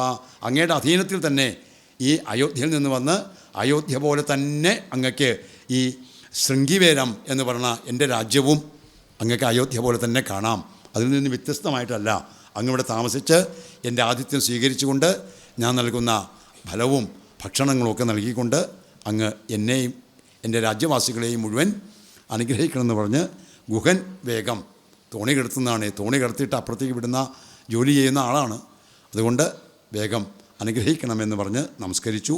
അപ്പോൾ വേഗം രാമചന്ദ്രസ്വാമികൾ പറഞ്ഞു, അന്യദത്തം ഭുജിക്കുന്നതുമില്ലെന്നു മന്യേ വനവാസകാലം കഴിയുവോളം. വനവാസകാലം കഴിയുവോളം അന്യദത്തം മറ്റൊരാൾ തന്നതായിട്ടുള്ള ഫലമൂലാദികളും ഭക്ഷണമൊന്നും കഴിക്കരുത് എന്നുണ്ട്. വനവാസത്തിന് പോകുമ്പോൾ അതിൻ്റെ ചില ചിട്ടവട്ടങ്ങളുണ്ട്. ആ ചിട്ടവട്ടങ്ങളിൽ വനവാസകാലത്ത് വനത്തിൻ്റെ ഫലം എന്താണോ അതാണ് കഴിക്കേണ്ടത്. വനം എന്ന് പറയുന്നത്, പ്രകൃതി എന്ന് പറയുന്നത് നമുക്ക് എല്ലാം തരാൻ യോജിച്ചുള്ളതാണ്. പ്രകൃതിയുടെ ഫലം വനവാസത്തിന് പോകുമ്പോൾ വേറൊരാൾ തരുന്നത് കഴിക്കാൻ പാടില്ല എന്ന നിയമമുണ്ട്. അന്യദത്തം ഭുജിക്കുന്നതുമില്ലെന്നു മന്യേ വനവാസകാലം കഴിയുവോളം രാജ്യം മമൈതാത്മഭവാൻ മത്സഖിയല്ലോ പൂജ്യനാം നീ പരിപാലിക്ക സന്തതം കുണ്ഠഭാവം ചെറുതുണ്ടാകയും വേണ്ട കൊണ്ടുവരിക വടക്ഷീരമാസു നീ. വടക്ഷീരമായിട്ടുള്ള കുറച്ച് പാല് കൊണ്ടുവന്ന് കഴിഞ്ഞാൽ ഞാനത് കഴിക്കാം. അതിന് വേറെ തരത്തിലുമില്ല. വടം എന്ന് പറഞ്ഞാൽ ആലിരയിൽ ആടാന്ന്, വടവൃക്ഷം എന്ന് പറഞ്ഞാൽ ആലാണ്. അതിൽ നിന്നുണ്ടാകുന്നതായിട്ടുള്ള അത് ഏറ്റവും ശ്രേഷ്ഠമായിട്ടുള്ള, വനത്തിലെ ഏറ്റവും ശ്രേഷ്ഠമായിട്ടുള്ളതാണ് എന്ത്? വനം എന്ന് വെച്ചാൽ ആല് എന്ന് പറയുന്ന വൃക്ഷം. ആ വൃക്ഷത്തിൻ്റെ എല്ലാം ശ്രേഷ്ഠമാണ്. ഈശ്വരഭാവത്തിനാണ് നമ്മൾ അതിനെ കാണുന്നത്. അതുകൊണ്ട് അതിൽ നിന്നുണ്ടാകുന്നതായിട്ടുള്ള പാലിനെ കൊണ്ടുവന്നു കഴിഞ്ഞാൽ ഞാൻ അതിൽ നിന്ന് അത് കുറച്ച് ഭുജിക്കാം എന്ന് പറഞ്ഞ് അത് വേഗം കൊണ്ടുകൊടുത്തു. അത് കൊണ്ടുപോയി കൊടുത്തിട്ട് സോദരൻ തന്നാൽ കുശദളാദ്യങ്ങളാൽ സാദരമാസ്തൃതമായ തൽപ്പസ്ഥലെ പാനീയമാത്രമാ അശിച്ചു വൈദേഹിയും. ആ പാനീയം കുറച്ച് വൈദേഹിയും കഴിച്ച് താനുമായി പള്ളിക്കുറപ്പ് കൊണ്ടിടിനാൻ. വൈദേഹിയോടൊത്ത് അന്നവിടെ പള്ളിക്കുറിപ്പ് ചെയ്തു എന്ന് പറയുകയാണ്. അപ്പോൾ തമസാ നദീ തീരത്ത് വന്ന് തൻ്റെ തത്വം മനസ്സിലാക്കിക്കൊണ്ട് അയോധ്യാവാസികളെ മുഴുവൻ തിരിച്ച് അയോധ്യയിലേക്ക് പറഞ്ഞു വിട്ട് പിന്നെ അവിടുന്ന് ഗംഗാനദിയുടെ തീരത്ത് വന്ന് ഗുഹൻ്റെ ആശ്രമത്തിൽ വന്ന് ഗുഹൻ്റെ അടുത്ത് വന്ന് ഗുഹൻ്റെ ആതിഥ്യം സ്വീകരിച്ചുകൊണ്ട് ഗുഹൻ നൽകിയ ആതിഥ്യ മര്യാദകളെ ഗുഹനെ അനുഗ്രഹിച്ച് അന്ന് സീതാദേവിയും ശ്രീരാമചന്ദ്രസ്വാമികളും അന്നവിടെ പള്ളിക്കുറിപ്പ് നടത്തി. ലക്ഷ്മണൻ വില്ലും അമ്പും ധരിച്ച് അന്തികെ രക്ഷിച്ചു നിന്നു ഗുഹനോട് വേഗം ഗുഹനും ലക്ഷ്മണനും കൂടി കൂടിയിട്ട്, ലക്ഷ്മണനെ കാവൽക്കാരൻ്റെ ഒരു ഭാവമാണല്ലോ അല്ലേ, മുമ്പേ ചെയ്ത ഒരു സേവകൻ ഉള്ളതാണ്, മുമ്പേ ചെയ്തൊരു സേവകൻ്റെ ഭാവമാണ്. അതാണ് നമ്മൾ പിന്നത്തെ യുഗത്തിൽ പറയുന്നത് വെച്ച് കഴിഞ്ഞാൽ സാക്ഷാൽ അമ്മയോട് ഗച്ഛദേവി വ്രജം ഭദ്രേ, ദേവിയായിട്ടുള്ള ദേവിയോട് ഭഗവാൻ തന്നെ പറഞ്ഞ കേൾക്കാം, അല്ലയോ ദേവി വേഗം പോയിട്ട് ഇപ്പോൾ ദേവകിയുടെ ആ ഉദരത്തിലുള്ളതായിട്ടുള്ള എൻ്റെ ഏട്ടനായിട്ട് വരാൻ പോകുന്ന സാക്ഷാൽ അനന്തമൂർത്തിയെ അവിടുന്ന് രോഹിണിയുടെ ഉദരത്തിൽ കൊണ്ടുപോയി സന്നിവേശിപ്പിക്കണം എന്നുള്ളത് പറയുന്നുണ്ട് അല്ലേ. അങ്ങനെ രോഹിണീപുത്രനാക്കണമെന്ന് പറയുന്നുണ്ട്. അവിടെ എൻ്റെ ഏട്ടനായിട്ട് വരാൻ പോവാണ് അനന്തമൂർത്തി. ഇപ്പോൾ കംസന് കൊടുത്താൽ പറ്റില്ല, ആയിട്ടില്ല. എന്നെ നേരായ മാർഗം തെളിക്കേണ്ടതായിട്ടുള്ള എൻ്റെ ജ്യേഷ്ഠനായിട്ടുള്ള അനന്തമൂർത്തി ഇതിനു മുമ്പ് ഞാൻ ശ്രീരാമചന്ദ്രസ്വാമികളായിരുന്നു കഴിഞ്ഞപ്പോൾ എൻ്റെ നിഴലായിട്ട് എന്നെ രക്ഷിച്ചുകൊണ്ട് എൻ്റെ നിഴലായിട്ട് എൻ്റെ പുറകെ വന്ന ലക്ഷ്മണൻ ഇപ്പോൾ ഇവിടെ എന്താ എൻ്റെ ഏട്ടനായിട്ട് വരണു എന്നുള്ളത് ഭാഗവതത്തിൽ പറയുന്നുണ്ട്.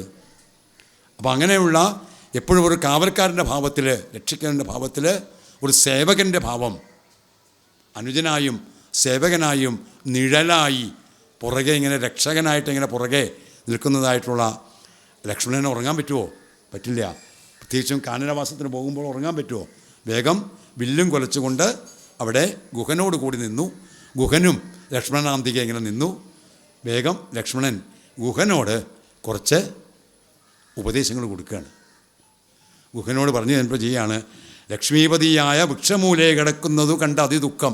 ഈ വൃക്ഷമൂലത്തിൽ, ഈ വൃക്ഷത്തിൻ്റെ വേരുമേൽ ഇങ്ങനെ തലയും ചായ്ച്ചുകൊണ്ട് സ്വർണ്ണ തൽപ്പത്തിൽ ഇരുന്നതായിട്ട്, ആ അതിശ്രേഷ്ഠമായിട്ടുള്ള തൽപ്പത്തിൽ ഉറങ്ങിയിരുന്നതായിട്ട് സീതാദേവിയും ശ്രീരാമചന്ദ്രസ്വാമികളും ഒക്കെ ഒരു വൃക്ഷത്തിൻ്റെ വേരുമേൽ തലയും വെച്ചുകൊണ്ട് ഇങ്ങനെ കിടന്നുറങ്ങുന്നതായിക്കൊണ്ട് അതീവ ദുഃഖം കൊണ്ട് കണ്ടീലയോ സഖേ പർണതൽപ്പേ ഭുവി ദാരുമൂലേ കിടന്നർണേ ജനതേത്രൻ ഉറങ്ങുമാറായതു.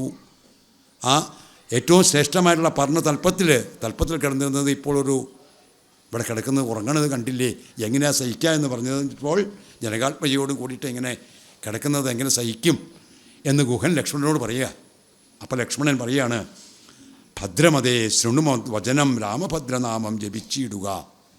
അല്ലയോ ഗുഹ, എൻ്റെ വാക്കുകൾ കേൾക്കൂ, രാമഭദ്രനാമം ജപിക്കൂ, രാമഭദ്രരായിട്ടുള്ള ശ്രീരാമേന്ദ്രൻ്റെ നാമം ജപിക്കുക, അതാണ് ചെയ്യേണ്ടത് സന്തതം. കസ്യ ദുഃഖസ്യ കോ ഹേതുർ ജഗത്രയേ കസ്യ സുഖസ്യ വാ കോപി ഹേതു സഖേ. സഖിയോട് ചോദിക്കുകയാണ്, കസ്യ ദുഃഖസ്യ കോ ഹേതു, കസ്യ ദുഃഖസ്യ കോ ഹേതു, ഏതാണ് ദുഃഖത്തിൻ്റെ കാരണം? ആർക്കാണ് ദുഃഖം വരുത്തി വയ്ക്കുന്നത്? ജഗത്രയേ, ഈ മൂന്ന് തരത്തിലുള്ള ജഗത്തിലും, മൂന്ന് തരത്തിലുള്ള ജഗത്തിലെന്ന് പറഞ്ഞു കഴിഞ്ഞാൽ നമ്മുടെ മൂന്ന് തരത്തിലുള്ള അവസ്ഥയിലും ജഗത്ത്, ഭൂമി, പാതാളം എന്നുള്ള രീതിയിലേക്ക് വയ്ക്കാം. സ്വർഗം, ഭൂമി, പാതാളം ജഗത്രയമായിട്ട് നാം കാണുന്നത്. എന്നാൽ അതേ ജഗത്രയം നമ്മുടെ ആത്മാവിൽ വെച്ച് നോക്കുമ്പോൾ നമുക്ക് ജാഗ്രത്, സ്വപ്നം, സുഷുപ്തി 3 അവസ്ഥകളുണ്ട്. ബോധം, ജാഗ്രത അവസ്ഥ, സ്വപ്നാവസ്ഥ, സുഷുപ്തിയുടെ അവസ്ഥ. ഈ 3 അവസ്ഥകളിലും സുഖത്തിന് കാരണം ആരാണ്, ദുഃഖത്തിന് കാരണം ആരാണ്? കസ്യ ദുഃഖസ്യ കോ ഹേതുർ ജഗത്രയേ കസ്യ സുഖസ്യ വാ കോപി ഹേതുസഖേ പൂർവജന്മാർജിത കർമ്മമത്രേ ഭുവി സർവ്വലോകർക്കും സുഖദുഃഖ കാരണം. അങ്ങിപ്പോൾ ഇങ്ങനെ ദുഃഖിക്കേണ്ടയും സുഖിക്കേണ്ടതൊന്നുമില്ല. എന്താണ് ദുഃഖത്തിൻ്റെയും സുഖത്തിൻ്റെയും കാരണം? ഗുഹനോട് ഉപദേശിച്ചു കൊടുക്കുന്നത് പൂർവ്വജന്മത്തിൽ ആർജിച്ചതായിട്ടുള്ള കർമ്മങ്ങളാണ്. പണ്ട് ചെയ്ത കർമ്മങ്ങളുടെ ഫലമാണ് സുഖദുഃഖങ്ങളായിട്ട് നമ്മളിപ്പോൾ അനുഭവിക്കുന്നത്. അപ്പോൾ സുഖദുഃഖങ്ങൾ, ഇപ്പോൾ അനുഭവിക്കുന്ന ദുഃഖങ്ങളൊന്നും അനുഭവിക്കേണ്ട ആവശ്യമില്ല. ചെയ്യുന്ന കർമ്മങ്ങളാണ് സുഖങ്ങളായിട്ടും ദുഃഖങ്ങളായിട്ടും അനുഭവിക്കേണ്ടി വരിക. അപ്പോൾ ആ കർമ്മങ്ങളിലാണ് ദുഃഖസുഖങ്ങൾ ദാനം ചെയ്യുന്നതിനൊരു ഉൾക്കാമ്പിൽ ഓർത്തുകണ്ടാലില്ല നിർണയം. ഏകൻ മമ സുഖദാതാ ജഗതി മറ്റേകം മമ ദുഃഖദാതാ വിദിവ്യത. സുഖം തരുന്ന ആൾ തന്നെ ചിലപ്പോൾ നമുക്ക് എന്ത് തരും? ദുഃഖവും തരും. സുഖം തരുന്ന മാത്രമല്ല, സുഖം തരുന്നത് തന്നെ ദുഃഖം തരും. സുഖം തരുന്ന വസ്തു തന്നെ നമുക്കെന്ത് തരും? ദുഃഖം തരും. സുഖം തരുന്ന ആൾ തന്നെ നമുക്ക് ദുഃഖവും തരും. ദുഃഖസുഖങ്ങളൊക്കെ പ്രത്യേകമായിട്ട് നമ്മളുണ്ടാക്കുന്നതല്ല, നമ്മുടെ കർമ്മഫലങ്ങളാണ് ദുഃഖത്തിനും സുഖത്തിനും കാരണം. അതുകൊണ്ട് ഒരു തരത്തിലും ഇങ്ങനെയുള്ള ദുഃഖവും സുഖവും ഒന്നും അങ്ങത്തിന് ഉണ്ടായിരിക്കേണ്ടതില്ല. ഭോഗത്തിനായിക്കൊണ്ടു കാമിക്കയും വേണ്ട, ഭോഗം വിധീകൃതം വർജിക്കയും വേണ്ട. ഭോഗത്തിനായിട്ടൊന്നും ആരും ഒരു സുഖങ്ങൾക്കും വേണ്ടിയിട്ട് ആഗ്രഹിക്കരുത്. സുഖം കിട്ടുകയാണെങ്കിലോ വേണ്ടെന്ന് വെക്കണ്ട. മനസ്സിലായില്ലേ? സുഖത്തിനായിട്ട് ആഗ്രഹിക്കണ്ട. ഇന്നത് കിട്ടണം എന്ന് ആഗ്രഹിക്കണ്ട. അതെന്തിലേക്കേ നയിക്കുള്ളൂ? ദുഃഖത്തിലേക്കേ വരുള്ളൂ. സുഖം കിട്ടണമെന്ന് ആയിക്കുമ്പോൾ കിട്ടാതാവുമ്പോൾ നമുക്ക് എന്ത് വരും? ദുഃഖം വരും. അപ്പോൾ ഭോഗത്തിനായിക്കൊണ്ട് കാമിക്കയും വേണ്ട, ഭോഗം വ്യധീകൃതം വർജിക്കയും വേണ്ട എന്നാണ്. വിധിയായിട്ട് നമുക്ക് വന്നു ചേരുന്ന ഭോഗങ്ങൾ, സുഖങ്ങൾ, കാമസുഖങ്ങൾ നമ്മൾ അത് വേണ്ടാന്ന് തട്ടിക്കളയും വേണ്ട. നമുക്ക് വരുന്ന സുഖങ്ങളൊക്കെ നമ്മൾ ചെയ്ത കർമ്മങ്ങളുടെ ഫലമായിട്ട് നമുക്ക് സുഖം വരും. അങ്ങനെ വരുന്ന സുഖങ്ങളെ നമ്മൾ വേണ്ടെന്ന് നിൽക്കണ്ട, അത് തട്ടിക്കളയും വേണ്ട. എന്നാൽ സുഖം കിട്ടണം എന്ന് പറഞ്ഞിട്ട് നമ്മൾ പുറകെ നടക്കുകയും വേണ്ട. വ്യർത്ഥമോർത്തോളം വിഷാദാദിഹർഷങ്ങൾ ചിത്തേ ശുഭാശുഭ കർമ്മഫലോദയെ മർത്യദേഹം പുണ്യപാപങ്ങളെ കൊണ്ടു നിത്യമുൽപ്പന്നം വിധിവിഹിതം സഖേ. മർത്യദേഹം ഈ പുണ്യപാപങ്ങളെ കൊണ്ട്, പുണ്യമായിട്ടും പാപമായിട്ടും നമ്മുടെ കർമ്മങ്ങൾ 2 തരത്തിലുള്ള കർമ്മങ്ങളാണുള്ളത്. പുണ്യകർമ്മവും പാപകർമ്മവും. ഇരുമുടിക്കെട്ട് പോലെ പുണ്യവും പാപവും കൊണ്ടുപോകണ പോലെ പുണ്യകർമ്മങ്ങളെ പാപകർമ്മങ്ങളെയുമാണ് നമ്മൾ ചുമന്നുകൊണ്ട് നടക്കുന്നത്. അപ്പോൾ അതിൽ പുണ്യകർമ്മങ്ങളും പാപകർമ്മങ്ങളെ കൊണ്ട് നിത്യം ഉൽപ്പന്നം വിധിഹിതം സഖേ. അല്ലയോ സഖിയായിട്ടുള്ള ഗുഹ, പുണ്യകർമ്മങ്ങളും പാപകർമ്മങ്ങളെ കൊണ്ട് നിറഞ്ഞതായിട്ടുള്ള ഈ മനുഷ്യ ജീവിതത്തിൽ നമ്മൾ ചെയ്യുന്ന കർമ്മങ്ങളുടെ ഫലമായിട്ട് സുഖദുഃഖങ്ങൾ നമുക്ക് വന്നു ചേർന്നുകൊണ്ടേയിരിക്കും. അതിന് നമ്മുടെ മനസ്സ് താണു പോകണ്ട കേട്ടോ. സർവം വിധികൃതം മന്യേ. എല്ലാം വിധിയാണ്.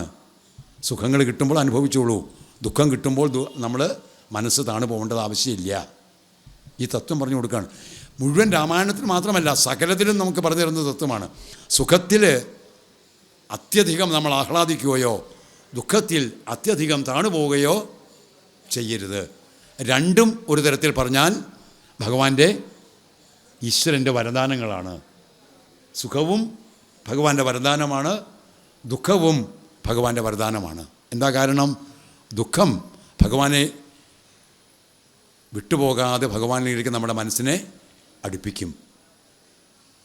ദുഃഖങ്ങൾ ഭഗവാനിൽ നിന്ന് വിട്ടുപോകുന്ന മനസ്സിനെ ഭഗവാനിലേക്ക് അടുപ്പിക്കും. സുഖങ്ങൾ മാത്രം കിട്ടുകയാണെങ്കിലോ മനസ്സ് പതുക്കെ ഭഗവാനിൽ നിന്ന് അകന്നു പോകാനുള്ള സാധ്യതയുണ്ട്. സുഖങ്ങളുടെ പുറകെ പാഞ്ഞു നടക്കുന്ന മനസ്സ് ഭഗവാനെ അറിയാൻ വേണ്ടിയിട്ട് ശ്രമിക്കില്ല. അപ്പോൾ അതിൻ്റെ ദുഃഖങ്ങൾ കർമ്മഫലമായിട്ട് വരും. അത് നമ്മൾ ചെയ്യുന്ന പാപകർമ്മങ്ങളുടെയും പുണ്യകർമ്മങ്ങളുടെയും ഫലമായിട്ടാണ്. അതുകൊണ്ട് ദുഃഖമധ്യേ സുഖമായി വരും, പിന്നെ ദുഃഖം സുഖമധ്യ സംസ്ഥമായും വരും. ഈ ഒരു വാചകം, ഈ ഒരു ശ്ലോകം ഉണ്ടല്ലോ രാമായണത്തിലെ ഗുഹ, ലക്ഷ്മണൻ്റെ ഗുഹനോടുള്ള സംവാദത്തിൽ നമ്മുടെ ജീവിതത്തിൽ വരച്ച് കാട്ടി തന്നിരിക്കുന്നതാണ്. ദുഃഖമധ്യേ സുഖമായി വരും. ദുഃഖമായിട്ടൊരു ജീവിതം അങ്ങനെ ഇല്ല. ദുഃഖം മാത്രമുള്ളൊരു ജീവിതം അങ്ങനെ ഇല്ല.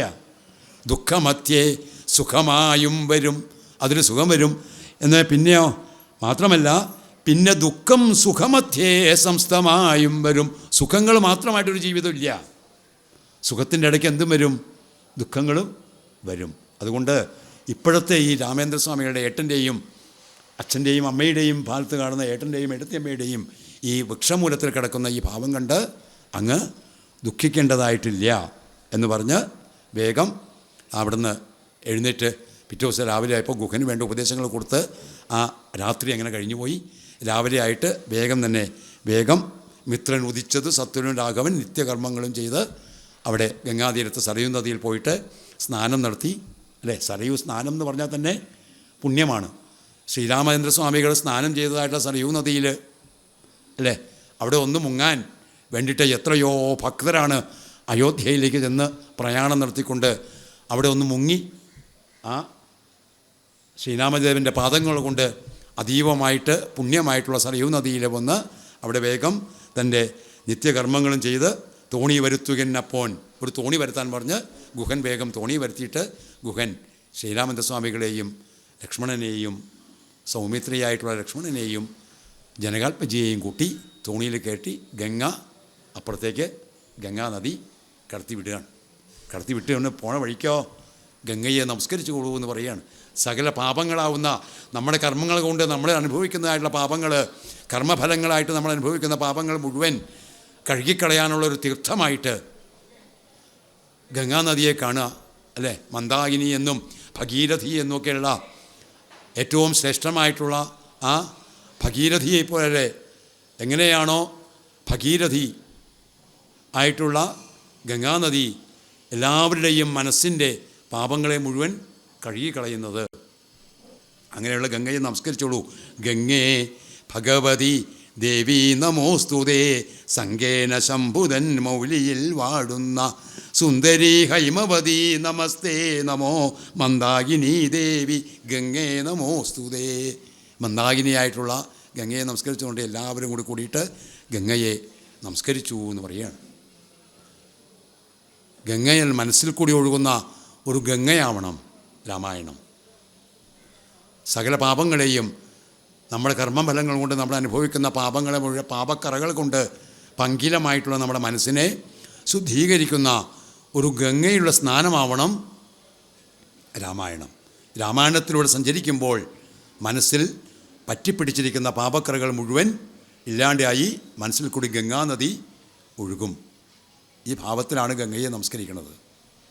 ശരീരത്തിലെ അതുകൊണ്ടാണല്ലോ രാമായണ മാസത്തിൽ കർക്കിടക മാസത്തിൽ ചിലപ്പോൾ ചിലരെന്ത് ചെയ്യും, ശരീരത്തിൻ്റെ ആരോഗ്യത്തിനൊക്കെ വേണ്ടിയിട്ട് ചില ചികിത്സകളൊക്കെ തുടങ്ങും.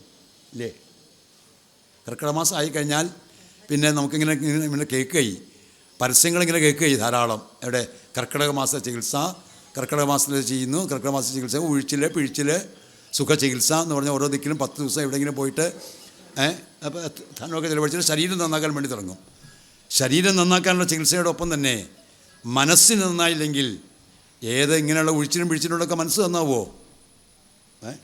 ഉഴിച്ചിലും പിഴിച്ചിലൊക്കെ നടത്തി നമ്മൾ ചെയ്തു കഴിഞ്ഞാൽ നമ്മുടെ മനസ്സ് നന്നാവില്ല. മനസ്സ് നന്നാവാനുള്ള ഒരു ഗംഗ മനസ്സിൽ കൂടി ഒഴുകണമെങ്കിൽ അതിനാണ് കർക്കിടക മാസത്തിലെ ശരീരവും മനസ്സ് നന്നാവുമ്പോൾ മനസ്സിൻ്റെ ഭാവമായിട്ടുള്ള ആത്മാവും ഈ ആത്മാവിനും മനസ്സിനും അന്ധക്കരണ ശുദ്ധിക്ക് വേണ്ടിയിട്ടാണ് തുടങ്ങുന്നത്. അതുകൊണ്ടാണ് ഗംഗയെ നമസ്കരിക്കുന്നത്. വളരെയധികം നല്ല 3-4 ശ്ലോകങ്ങളിൽ പറഞ്ഞിട്ടുണ്ട്.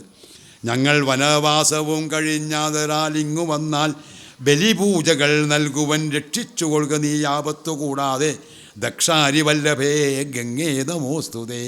വനവാസം കഴിഞ്ഞ് വന്നു കഴിഞ്ഞാൽ എല്ലാ പൂജാവിധികളെയും കൊണ്ട് ഞങ്ങൾ നിന്നെ ആദരിക്കാം എന്ന് പറയുന്നുണ്ട്. അതേ പൂജാവിധികൾ കൊണ്ടല്ലേ ഇപ്പം ഗംഗ ആരതിയൊക്കെ നടക്കുന്നത്.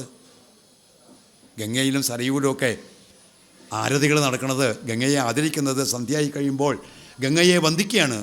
ഗംഗാവന്ദനമാണ് ഗംഗാ ആരതി എന്ന് പറയുന്നതും സരയൂ നദിയിലെ ആരതിയൊക്കെ ഇതേപോലെ അന്ന് ശ്രീരാമചന്ദ്രസ്വാമികൾ പറഞ്ഞു പോയതാണ്. ഞങ്ങൾ വനവാസം കഴിഞ്ഞ് വന്നു കഴിഞ്ഞാൽ ആദരിച്ചുകൊണ്ട് പൂജകളൊക്കെ ചെയ്യാമെന്ന് പറഞ്ഞിട്ട് ഗംഗയെ നമസ്കരിച്ചു. അങ്ങനെ വന്ന് നൈഷാദ വാക്യങ്ങൾ കേട്ട് വേഗം മനസ്സിൽ സന്തോഷേണ രാഘവനേവം അരുൾ ചെയ്തു. 14 സംവത്സരം കഴിഞ്ഞിട്ട് ഞങ്ങൾ തിരിച്ചു വരും, അതുവരെ സത്യവിരോധം വരാതെ നീ ഇവിടെ ചെല്ലണം എന്ന് പറഞ്ഞ് അവർ ഗംഗാനദി കഴിഞ്ഞ് വേഗം ഭരദ്വാജൻ്റെ ആശ്രമത്തിലേക്ക് കയറി ചെല്ലുകയാണ്. പിന്നെ ആശ്രമവാസത്തിലേക്ക് ആരംഭിക്കുകയാണ്. അപ്പോഴേക്കും എല്ലാവരും പോയി, അയോധ്യാവാസികൾ അയോധ്യയിലേക്ക് തിരിച്ചു പോയി. ഗുഹൻ തോണി കയറ്റി വേഗം ഗംഗയുടെ അപ്പുറത്തേക്ക് കയറ്റി. പിന്നെ ഇവർ മാത്രമായി, 3 പേരും മാത്രമായി വില്ലും വമ്പും ധരിച്ചുകൊണ്ട്, വൽക്കലങ്ങളും ധരിച്ചുകൊണ്ട്, ചീരങ്ങളും ധരിച്ചുകൊണ്ട് ശ്രീരാമേന്ദ്ര സ്വാമികളും സൗമിത്രിയും ജനകാത്മജയും കൂടി കൂടിയിട്ട് അങ്ങനെ ഭരദ്വാജൻ്റെ ആശ്രമത്തിലേക്ക് ചെന്ന് ഭരദ്വാജനെ വേഗം ചെന്ന് കഴിഞ്ഞപ്പോൾ ആശ്രമത്തിലേക്ക് ചെന്ന് ഭരദ്വാജൻ്റെ അനുഗ്രഹം വാങ്ങണം, ഭരദ്വാജ മഹർഷിയുടെ അനുഗ്രഹം വാങ്ങണം എന്നുള്ള ഭാവത്തിലൂടെ വേഗം ചെന്ന് പോയിക്കളപ്പാണ് ഒരു സന്യാസി വര്യനെ കണ്ടു, ഒരു വടുവിനെ കണ്ടു. ആ വടുവിനെ കണ്ടു കഴിഞ്ഞപ്പോൾ പറഞ്ഞു, അയോധ്യയിൽ നിന്ന് ശ്രീരാമേന്ദ്ര സ്വാമികളും ലക്ഷ്മണനും സീതാദേവിയും കൂടി കൂടിയിട്ട് വന്നിട്ടുണ്ട് ഈ ആശ്രമത്തിൽ എന്നുള്ള വിവരം ഭരദ്വാജ മുനിയെ അറിയിക്കണം എന്ന് പറഞ്ഞ് തൻ്റെ സന്ദേശം പറഞ്ഞു കൊടുത്തു. ശ്രുത്വാ ഭരദ്വാജനിദ്ധം സമുദ്ധായ ഹസ്തേ സമാധായ സാർഗാഖ്യപാദാദിയും അർഘ്യങ്ങളും സകലതരത്തിലുള്ള പൂജാതി ദ്രവ്യങ്ങളെയും കൊണ്ടുവന്ന് വേഗം ശ്രീരാമേന്ദ്ര സ്വാമികളുടെ കാൽക്കൽ അത് സമർപ്പിച്ച് വന്ദിച്ച് പ്രദക്ഷിണം ചെയ്ത് നമസ്കരിച്ച് ഗത്വാ രഘൂത്തമ സന്നിധവും സത്വരം ഭക്തൈവ പൂജയിത്വാ സഹ ലക്ഷ്മണനോട് കൂടിയിട്ട് പൂജകളൊക്കെ ചെയ്തുകൊണ്ട് ദൃഷ്ട്വാരമാവരം രാമം ദയാപരം തുഷ്ട്യാപരാമാനന്ദമാബ്ധൗ പരമാനന്ദാബ്ധൗ മുഴുകി ഞാൻ ആനന്ദമായിട്ടുള്ള സമുദ്രത്തിൽ ഭരദ്വാജ ആശ്രമത്തിൽ സകലവർക്കും സകല മുനീശ്വരന്മാർക്കും വിശിഷ്യ ഭരദ്വാജ മുനിക്കും സന്തോഷം കൊണ്ട് അവർക്ക് വളരെയധികം പവിത്രമായി അവരുടെ പർണശാല എന്നാണ്. പാദരജസ പവിത്രയിക്കിടു വേദാത്മകാമമ്മ പർണശാല, എൻ്റെ പർണശാല ഇതോടു കൂടിയിട്ട് പവിത്രമായി എന്ന് പറഞ്ഞ് ആ വേദാന്ത സ്വരൂപിയായിട്ടുള്ള രഘുപതിയായിട്ടുള്ള ആ രാഘവനെ വേഗം വന്ദിച്ചു. എന്നിട്ട് പറഞ്ഞു, ശ്രീപതി രാഘവൻ വന്ദിച്ചു സാദരം താപസശ്രേഷ്ഠനോടേവം അരുൾ ചെയ്തു. ഭരദ്വാജനോട് പറഞ്ഞു, അല്ലയോ ഭരദ്വാജ മഹർഷേ, വിധിയുടെ ഒരു ഭാവം എന്നുള്ള നിമിത്തമായിട്ട് ഭരദ്വാജമുനിക്കും വാൽമീകിക്കും വസിഷ്ഠനും നാരദനും വാമദേവനും ശ്രേഷ്ഠരായിട്ട് ഈശ്വരന്മാർക്കൊക്കെ ഈ കാര്യങ്ങൾ അറിയാം. ഭരദ്വാജന് ഇത് അറിയാൻ പറ്റാത്ത ആരാണ് രാഘവൻ എന്നും ആരാണ് സൗമിത്രി എന്നും ആരാണ് സീത എന്നും നല്ലോണം ബോധ്യമുള്ള ആളാണ്. അങ്ങനെ ബോധ്യമില്ലെങ്കിൽ പോയിട്ട് കാലുകഴുകി ആശ്രമത്തിലേക്ക് പ്രവേശിക്കണമെങ്കിൽ തന്നെ ഒരു യോഗ്യത വേണം. ഇവിടെ ഭഗവാൻ തന്നെ ആശ്രമത്തിലേക്ക് പ്രവേശിക്കുകയാണെന്ന് മനസ്സിലാക്കിയിട്ടാണ് വേഗം ചെന്ന് കാല് കഴുകി പൂജിച്ചത്.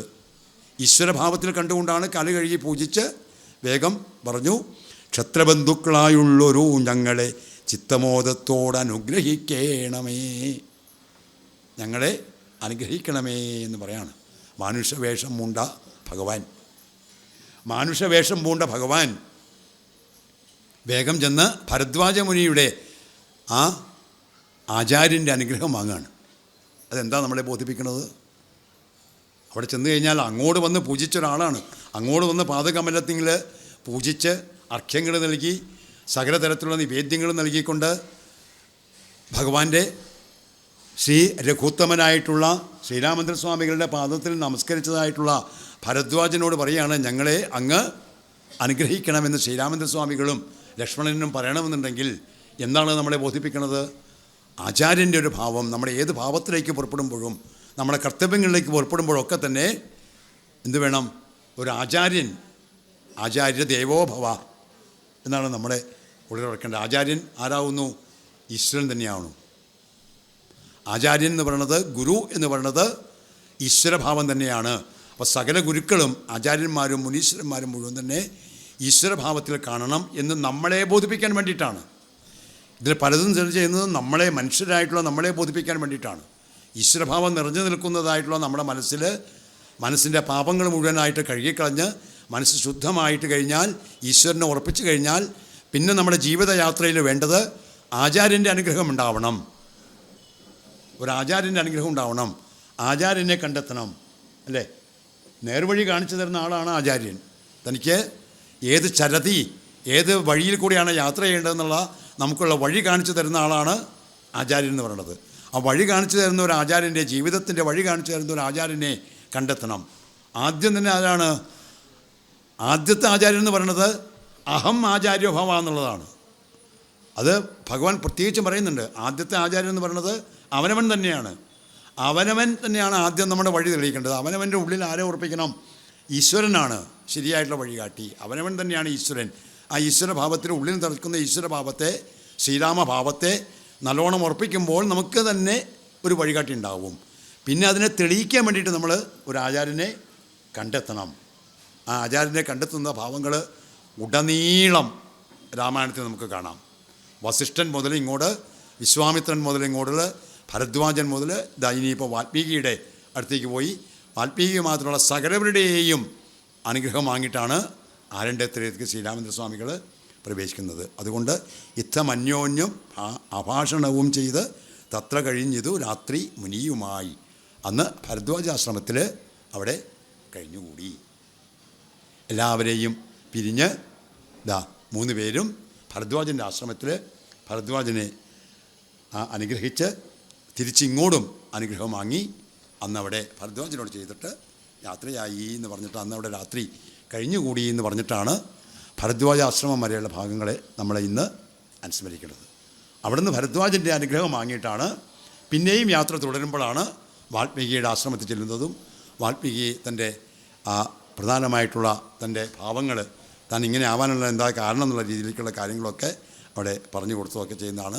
അങ്ങനെയുള്ള ഭാവങ്ങളെ, ചിത്രകൂട പ്രവേശം വരെയുള്ള ഭാവങ്ങളെ നമുക്ക്, ചിത്രകൂടത്തിലേക്ക് എത്തുന്നവരുടെ ഭാവങ്ങളെ നമുക്ക് മറ്റൊരവസരത്തിൽ നാളെ തന്നെ ഇതിൻ്റെ തുടർച്ചയായിട്ടുള്ള ഭാഗങ്ങളെ അത് ഒന്ന് അനുസ്മരിക്കുകയും ഈ വിച്ഛിന്നാഭിഷേകവും ഇത്തരത്തിലുള്ള ആചാര്യന്മാരുടെ അനുഗ്രഹം വാങ്ങലും നമ്മുടെ മനസ്സിൽ രാമഭാവത്തെ നിറയ്ക്കാനുള്ള എഴുത്തച്ഛൻ്റെയും വാൽമീകിയുടെയും എഴുത്തച്ഛൻ്റെ ഒരു പരിശ്രമഫലമായിട്ട് ഈ രാമഭാവം, രാമചന്ദ്രൻ എന്നുള്ള രാമചന്ദ്രാജയ, രാമഭദ്രാജയ, രാമരാമേതി, മധുരം മധുരാക്ഷരം, മധുരമായിട്ടുള്ള അക്ഷരങ്ങളായിട്ടുള്ള ഈ രാമ എന്നുള്ള അക്ഷരം, സകലവരെയും സന്തോഷിപ്പിക്കുന്ന രാമ എന്നുള്ള അക്ഷരം നമ്മുടെ മനസ്സിൽ ഉറപ്പിക്കാൻ എല്ലാ തരത്തിലും ഈ ഭാവത്തിൽ നമുക്ക് കഴിയണു. അതിൻ്റെ സുഖങ്ങളുടെ പുറകെ പോയിക്കൊണ്ടല്ല വേണ്ടത്. സുഖങ്ങളുടെ പുറകെ ഇങ്ങനെ പോവുകയല്ല വേണ്ടത്. കിട്ടുന്നതിനെയൊക്കെ നമ്മൾ സുഖങ്ങളൊക്കെ നമ്മൾ ചെയ്യുക. ബാക്കിയുള്ളതൊക്കെ നമ്മൾ ഈശ്വരഭാവത്തിലേക്ക് നമ്മുടെ കർമ്മഫലങ്ങളെ നമ്മളിങ്ങനെ അനുഭവിച്ചു തീർക്കുക. കർമ്മത്തിൻ്റെ ഫലം അനുഭവിക്കേണ്ടി വരും. കർമ്മഫലങ്ങളാണ് സുഖദുഃഖങ്ങളായിട്ട് അനുഭവിക്കേണ്ടത്. ഈ കർമ്മഫലം ഈ ജന്മത്തിൽ അനുഭവിച്ച് മുഴുവനായില്ലെങ്കിൽ, ജന്മാർജിതങ്ങളായിട്ട് നമ്മൾ അനുഭവിച്ച ആ കർമ്മഫലങ്ങൾ, ജീവാത്മാവ് അനുഭവിച്ച കർമ്മഫലങ്ങൾ ഈ ജന്മത്തിൽ കൊണ്ട് ആ കർമ്മഫലങ്ങൾ മുഴുവനായില്ലെങ്കിൽ മറ്റൊരു ശരീരം സ്വീകരിച്ച് ആ കർമ്മഫലങ്ങൾ അടുത്ത തലമുറയിൽ, അടുത്ത ജന്മത്തിൽ നമുക്ക് അനുഭവിച്ച് തീർക്കും. കർമ്മത്തിൻ്റെ ഫലങ്ങൾ സുഖദുഃഖങ്ങളായിട്ട് അനുഭവിച്ച് തീർക്കേണ്ടി വരും എന്ന് നമ്മളെ ഈ ഒരു ഭാവത്തിലൂടെ രാമായണം ബോധിപ്പിക്കുകയാണ്. അങ്ങനെയുള്ള ഈ 2 ഭാവങ്ങളെയാണ് ഈ ലക്ഷ്മണ ഗുഹ സംവാദം വരെ ഉള്ള ആ ഭാവം നമുക്ക് അതൊന്നുകൂടി വിശദീകരിച്ചു കൊണ്ടും അതുപോലെ വാൽമീകിയുടെ ആശ്രമത്തിലേക്ക് കിടക്കുന്നതായിട്ട് ഭാഗങ്ങളെ കണ്ടുകൊണ്ടും ആ ഭാഗങ്ങളെ നമുക്ക് നാളെ അനുസ്മരിക്കാം. ഹരേ രാമ ഹരേ രാമ, ഹരേ കൃഷ്ണ കൃഷ്ണ കൃഷ്ണ ഹരേ ഹരേ, ശ്രീരാമ രാമ രാമ ശ്രീരാമചന്ദ്ര ജയ, ശ്രീരാമ രാമ രാമ ശ്രീരാമഭദ്ര ജയ, ശ്രീരാമ രാമ രാമ സീതാഭിരാമ രാമ, ശ്രീരാമ രാമ രാമ ലോകാഭിരാമ ജയ, ശ്രീരാമ രാമ രാമ രാവണാന്തക രാമ, ശ്രീരാമ മമ ഹൃദി രമതാം രാമ രാമ, നാരായണായ നമോ നാരായണായ നമോ നാരായണായ നമോ നാരായണായ നമ. ശ്രീരാമേന്ദ്രസ്വാമികളേ ശരണം, സീതാപദേ ശരണം, കടാമ്പുഴ ഭഗവതിയേ ശരണം. അമ്മേ നാരായണ, ദേവീ നാരായണ, ലക്ഷ്മീ നാരായണ, ശ്രീഭദ്രേ നാരായണ. അമ്മേ നാരായണ, ദേവീ നാരായണ, ലക്ഷ്മീ നാരായണ, ശ്രീഭദ്രേ നാരായണ. സ്വസ്തി പ്രജാഭ്യ പരിപാലയന്താം ന്യായേന മാർഗേണ മഹിം മഹീഷാം ഗോബ്രാഹ്മണേഭ്യ ശുഭമസ്തു നിത്യം ലോകാ സമസ്ത സുഖിനോ ഭവന്തു.